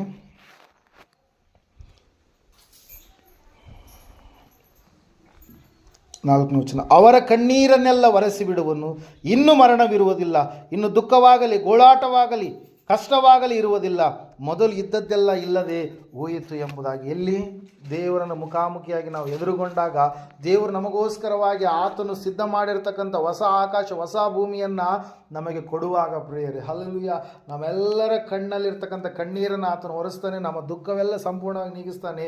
ಹೊಸ ಭೂಮಿ ಹೊಸ ಆಕಾಶದಲ್ಲಿ ದುಃಖವಾಗಲಿ ಕಣ್ಣೀರಾಗಲಿ ಗೋಳಾಟವಾಗಲಿ ಇರೋದಿಲ್ಲ. ಯಾಕಂದರೆ ದೇವರೇ ನಮ್ಮ ಸಂಗಡ ವಾಸ ಮಾಡ್ತಾನೆ ಅಂತೇಳಿ ವಾಕ್ಯ ಸ್ಪಷ್ಟವಾಗಿ ಏನು ಮಾಡ್ತಾ ಇದೆ, ಲೇಖನೆ ಪಡಿಸ್ತಾ ಇದೆ ಪ್ರಿಯರೇ. ಅದಕ್ಕಾಗಿ ನಾವು ನಂಬೋಣ, ವಿಶ್ವಾಸ ಇಡೋಣ. ನಾವು ಎಲ್ಲಿದ್ರೂ ಕೂಡ ನಾವು ದೇವರ ಮಕ್ಕಳ, ದೇವರ ಅನ್ಯೋನ್ಯತೆಗೋಸ್ಕರವಾಗಿ ನಾವು ಕರೆಯಲ್ಪಟ್ಟವರಾಗಿದ್ದೇವೆ. ನಮ್ಮನ್ನು ಎಂದಿಗೂ ಕೂಡ ದೇವರು ಕೈ ಬಿಡೋದಿಲ್ಲ. ಈ ಲೋಕದಲ್ಲಿ ಕಷ್ಟ ಉಂಟು, ಸಂಕಟ ಉಂಟು, ಧೈರ್ಯವಾಗಿರಿ, ನಾನು ಲೋಕವನ್ನು ಜಯಿಸಿದ್ದೇನೆ ಎಂಬುದಾಗಿ ಹೇಳಿದಂಥ ದೇವರು ನಮ್ಮನ್ನು ದುಃಖದಿಂದ ಆತನೇನು ಮಾಡ್ತಾನೆ, ಆನಂದದ ಕಡೆಗೆ ನಡೆಸುವಂಥ ದೇವರಾಗಿದೆ. ಈ ಸಮಯದಲ್ಲಿ ನಾವೆಲ್ಲರೂ ನಿಂತ್ಕೊಳ್ಳೋಣ, ಪ್ರಾರ್ಥನೆ ಮಾಡೋಣ. ದೇವರು ವಾಕ್ಯ ಹೇಳ್ತಾ ಇದೆ, ಸತ್ಯ ಹೇಳ್ತಾ ಇದೆ, ಸಹೋದರ ಸಹೋದರಿ, ನಿನ್ನ ದುಃಖ ಹೋಗಿ ದೇವರು ನಿನಗೆ ಆನಂದವನ್ನು ಕೊಡಲಿಕ್ಕಿದ್ದಾನೆ. ಯಾವ ವಿಷಯದಲ್ಲಿ ದುಃಖ ಪಡ್ತಾ ಇದೆಯಾ? ನಿಮ್ಮ ದುಃಖವು ಯಾವ ವಿಷಯದಲ್ಲಿದೆ? ದುಃಖ ಪಡುವವರು ಧನ್ಯರವರು, ಸಮಾಧಾನ ಹೊಂದುವರು ಎಂಬುದಾಗಿ ಹೇಳಿದಂಥ ದೇವರು, ಆ ತಾಯಿಯ ದುಃಖವನ್ನು ನೀಗಿಸಿದಂಥ ದೇವರು, ಯೋಸೇಫನ ದುಃಖವನ್ನು ತೆಗೆದು ಹಾಕಿದಂಥ ದೇವರು ನಿನ್ನ ದುಃಖವನ್ನು ಕೂಡ ನೀಗಿಸಲು ಇಷ್ಟಪಟ್ಟಿದ್ದಾನೆ. ಅನೇಕ ಭಕ್ತರ ದುಃಖವನ್ನು ಸತ್ಯವೇದದಲ್ಲಿ ದೇವರು ನೀಗಿಸಿದ್ದಾನೆ ಪ್ರಿಯರೇ. ಅವರ ದುಃಖವನ್ನು ನೀಗಿಸಿ ಅವರ ಕಣ್ಣೀರಿಗೆ ಬದಲಾಗಿ ನಗುವನ್ನು ದೇವರು ಅವರಿಗೆ ತಂದಿದ್ದಾನೆ ಪ್ರಿಯರೇ. ಸಮಯದಲ್ಲಿ ಪ್ರಾರ್ಥನೆ ಮಾಡೋಣ. ದೇವರ ವಾಕ್ಯ, ನಿನ್ನ ದುಃಖದಲ್ಲಿರುವಂಥದ್ದಲ್ಲ, ನಿನ್ನ ದುಃಖವನ್ನು ನಾನು ತೆಗೆದು ಹಾಕ್ತೇನೆ. ಲೋಕ ನಿಮ್ಮನ್ನು ನೋಡಿ ನಗಬಹುದು, ಆದರೆ ನಾನು ನಿಮ್ಮನ್ನು ನೋಡುವಾಗ ನಿಮ್ಮ ಜೀವಿತ ಸಂಪೂರ್ಣವಾಗಿ ಬದಲಾವಣೆ ಆಗುತ್ತೆ. ಆ ಒಂದು ಸಮಯದಲ್ಲಿ, ಆ ಒಂದು ಗಳಿಗೆಯಲ್ಲಿ ಆತನನ್ನು ಮುಖಾಮುಖಿಯಾಗಿ ಎದುರುಗೊಳ್ಳುವಾಗ ಆತನಂತೆ ನಿನ್ನನ್ನು ದೇವರು ಮಾರ್ಪಡಿಸ್ತಾನೆ. ನಿನ್ನ ಶರೀರದಲ್ಲಿರ್ತಕ್ಕಂಥ ರೋಗಗಳು ದೇವರು ವಾಕ್ಯದಲ್ಲಿ ಹೇಳುವ ಹಾಗೆ ಈ ಸಮಯದಲ್ಲಿ ನಾವು ಪ್ರಾರ್ಥಿಸುವಾಗ ದೇವರು ತೆಗೆದುಹಾಕ್ತಾನೆ. ನಾವು ನಂಬೋಣ, ವಿಶ್ವಾಸ ಇಡೋಣ. ದೇವರು ವಾಕ್ಯ ಹೇಳುತ್ತೆ, ಸತ್ಯವೇದ ಹೇಳುತ್ತೆ, ನಿನ್ನ ದುಃಖವನ್ನು ದೇವರು ನೀಗಿಸ್ತಾನೆ, ನಿಮಗೆ ಆನಂದವನ್ನು ದೇವರು ಬರಮಾಡ್ತಾನೆ ಎಂಬುದಾಗಿ. ಮಹೋನ್ನತನು ಮಹಾಪರಿಶುದ್ಧನಾದ ಮಹಾದೇವರು ನಿನಗೆ ಸ್ತೋತ್ರಗಳಪ್ಪ. ಕೇಳಿದಂಥ ವಾಕ್ಯ ಬಿತ್ತಿದಂಥ ಬೀಜ ಸ್ವಾಮಿ 100ರಷ್ಟು ಫಲ ಕೊಡುವ ಹಾಗೆ ನೀನು ಸಹಾಯ ಮಾಡಿ ನಡೆಸಪ್ಪ. ಕರ್ತನೇ ದೇವರು, ಹೌದು ಸ್ವಾಮಿ, ಯಾವುದೋ ಅನೇಕ ವಿಷಯಗಳಲ್ಲಿ ಸ್ವಾಮಿ ನಾವು ದುಃಖಕ್ರಾಂತರಾಗಿದ್ದೇವಪ್ಪ. ನಿನ್ನ ವಾಕ್ಯದಿಂದ ಸ್ವಾಮಿ ನೀನು ತಟ್ಟಿ ನಮ್ಮನ್ನು ಎಬ್ಬಿಸಿದ್ದಕ್ಕಾಗಿ ಸ್ತೋತ್ರಗಳಯ್ಯ. ದುಃಖವಲ್ಲ, ನಾನು ನಿನಗೆ ಆನಂದವನ್ನೇ ಕೊಡ್ತೇನೆ ಎಂಬುದಾಗಿ ನೀನು ಮಾತು ಕೊಟ್ಟಿದ್ದಕ್ಕಾಗಿ ಸ್ತೋತ್ರಗಳಪ್ಪ. ಸಂಪೂರ್ಣವಾಗಿ ಸ್ವಾಮಿ ಇವರೆಲ್ಲರೂ ನಿನ್ನ ಕರಗಳಲ್ಲಿ ಒಪ್ಪಿಸಿಕೊಡ್ತಾ ಇದ್ದೀನಿ. ಇವ್ರನ್ನ ಆಶೀರ್ವಾದ ಮಾಡಯ್ಯ, ಸಹಾಯ ಜಯವನ್ನು ದಯಪಾಲ ಸ್ವಾಮಿ. ಇವರು ಯಾವ ವಿಷಯದಲ್ಲಿ ಕುಗ್ಗಿ ಹೋಗದೆ, ಸೊರಗಿ ಹೋಗದೆ, ಬಲಹೀನರಾಗದೆ ಸ್ವಾಮಿ ನೀನು ಕೊಡುವಂಥ ಶ್ರೇಷ್ಠ ಸಮಾಧಾನ, ಸಂತೋಷ, ಆನಂದಗಳನ್ನು ತಮ್ಮ ಜೀವಿತದಲ್ಲಿ ಹೊಂದಿಕೊಳ್ಳಲಿಕ್ಕಾಗುವ ಹಾಗೆ ಭಯಭಕ್ತಿಯ ಜೀವಿತವನ್ನು ಕಟ್ಟಿಕೊಳ್ಳುವಂತೆ ಸಹಾಯ ಮಾಡಿ ನಡೆಸಪ್ಪ. ಹೌದು ಕರ್ತನೆ, ಯಾವ ರೋಗದ ಆತ್ಮ ಆಳ್ವಿಕೆ ಮಾಡ್ತಾ ಇದೆ, ಯಾವ ಶಾಪದ ಆತ್ಮ ಆಳ್ವಿಕೆ ಮಾಡ್ತಾ ಇದೆಯೋ, ಯಾವ ಸಾಲದ ಆತ್ಮ ಆಳ್ವಿಕೆ ಮಾಡ್ತಾ ಇದೆಯೋ, ಯಾವ ಬಲಹೀನತೆ ಆತ್ಮ ಆಳ್ವಿಕೆ ಮಾಡ್ತಾ ಇದೆಯೋ, ಬಡತನದ ಆತ್ಮ ಆಳ್ವಿಕೆ ಮಾಡ್ತಾ ಇದೆಯೋ, ಯಾವುದು ಸ್ವಾಮಿ ಕರ್ತನೆ ಇವರನ್ನ ಮೇಲಕ್ಕೆ ಎಬ್ಬಿಸಲಾರದ ಹಾಗೆ ಹಿಡಿದಿಟ್ಟುಕೊಂಡಂಥ ಸ್ಥಿತಿಯಲ್ಲಿ ಇದೆಯೋ, ಯೇಸು ಕ್ರಿಸ್ತನ ನಾಮದಲ್ಲಿ ಎಲ್ಲವುಗಳನ್ನು ಲಯಪಡಿಸ್ತಾ ಇದೆ ಸ್ವಾಮಿ. ಸಂಪೂರ್ಣವಾಗಿ ಸ್ವಾಮಿ ಇವರ ದುಃಖವೆಲ್ಲ ಹೋಗಿ ಇವರಿಗೆ ಎಲ್ಲರಿಗೂ ಕೂಡ ಆನಂದ ಉಂಟಾಗಲಯ್ಯ. ಇವರ ಕುಟುಂಬದಲ್ಲಿ ಸಮಾಧಾನ ಶಾಂತಿ ಪ್ರಾಪ್ತಿಯಾಗಲಯ್ಯ. ಸಂಪೂರ್ಣವಾದಂಥ ವಿಮೋಚನೆ ಉಂಟಾಗಲಿ ಸ್ವಾಮಿ. ಅದ್ಭುತವಾದ ಕಾರ್ಯ ಇವರ ಜೀವಿತದಲ್ಲಿ ಜರುಗಿಸಿ ನೀವು ತಾನೇ ಮಹಿಮೆ ಹೊಂದಬೇಕೆಂಬುದಾಗಿ ಅತಿ ಬೇಗನೆ ಬರಲಿರುವ ಯೇಸು ಕ್ರಿಸ್ತನ ನಾಮದಲ್ಲಿ ಪ್ರಾರ್ಥಿಸಿ ಬೇಡರ್ಪಿಸುವಂದಿದೆ ಪರಮ ತಂದೆಯೇ, ಆಮೇಲೆ. ನಮ್ಮ ತಂದೆಯಾದ ದೇವರ ಶಾಶ್ವತವಾದ ಪ್ರೀತಿ, ಕುಮಾರನಾಗಿ ಬಂದರೆ ಯೇಸು ಕ್ರಿಸ್ತನ ಶಾಶ್ವತವಾದ ಕೃಪೆ, ಪರಿಶುದ್ಧಾತ್ಮ ದೇವರ ಶಾಶ್ವತವಾದ ನಂತರ ನಡೆಸೋಕೆ, ಅಲಂಕರಿಸಿ, ಬಲಪಡಿಸಿ ಕೂಡಿ ಬಂದಿರುವವರ ಸಂಘಗಳಲ್ಲಿ, ಸಕಲ ಸದ್ಭಕ್ತರ ಸಂಘಗಳಲ್ಲಿ, ಪ್ರಪಂಚದಲ್ಲಿರುವ ಎಲ್ಲ ಮನುಷ್ಯರ ಸಂಘಗಳಲ್ಲಿ ಸದಾ ಕಾಲ ನಿಲೆಯಾಗಿರಲಿ ಸ್ವಾಮಿ. ಆಮೇಲೆ. ಯೇಸು ರಕ್ತ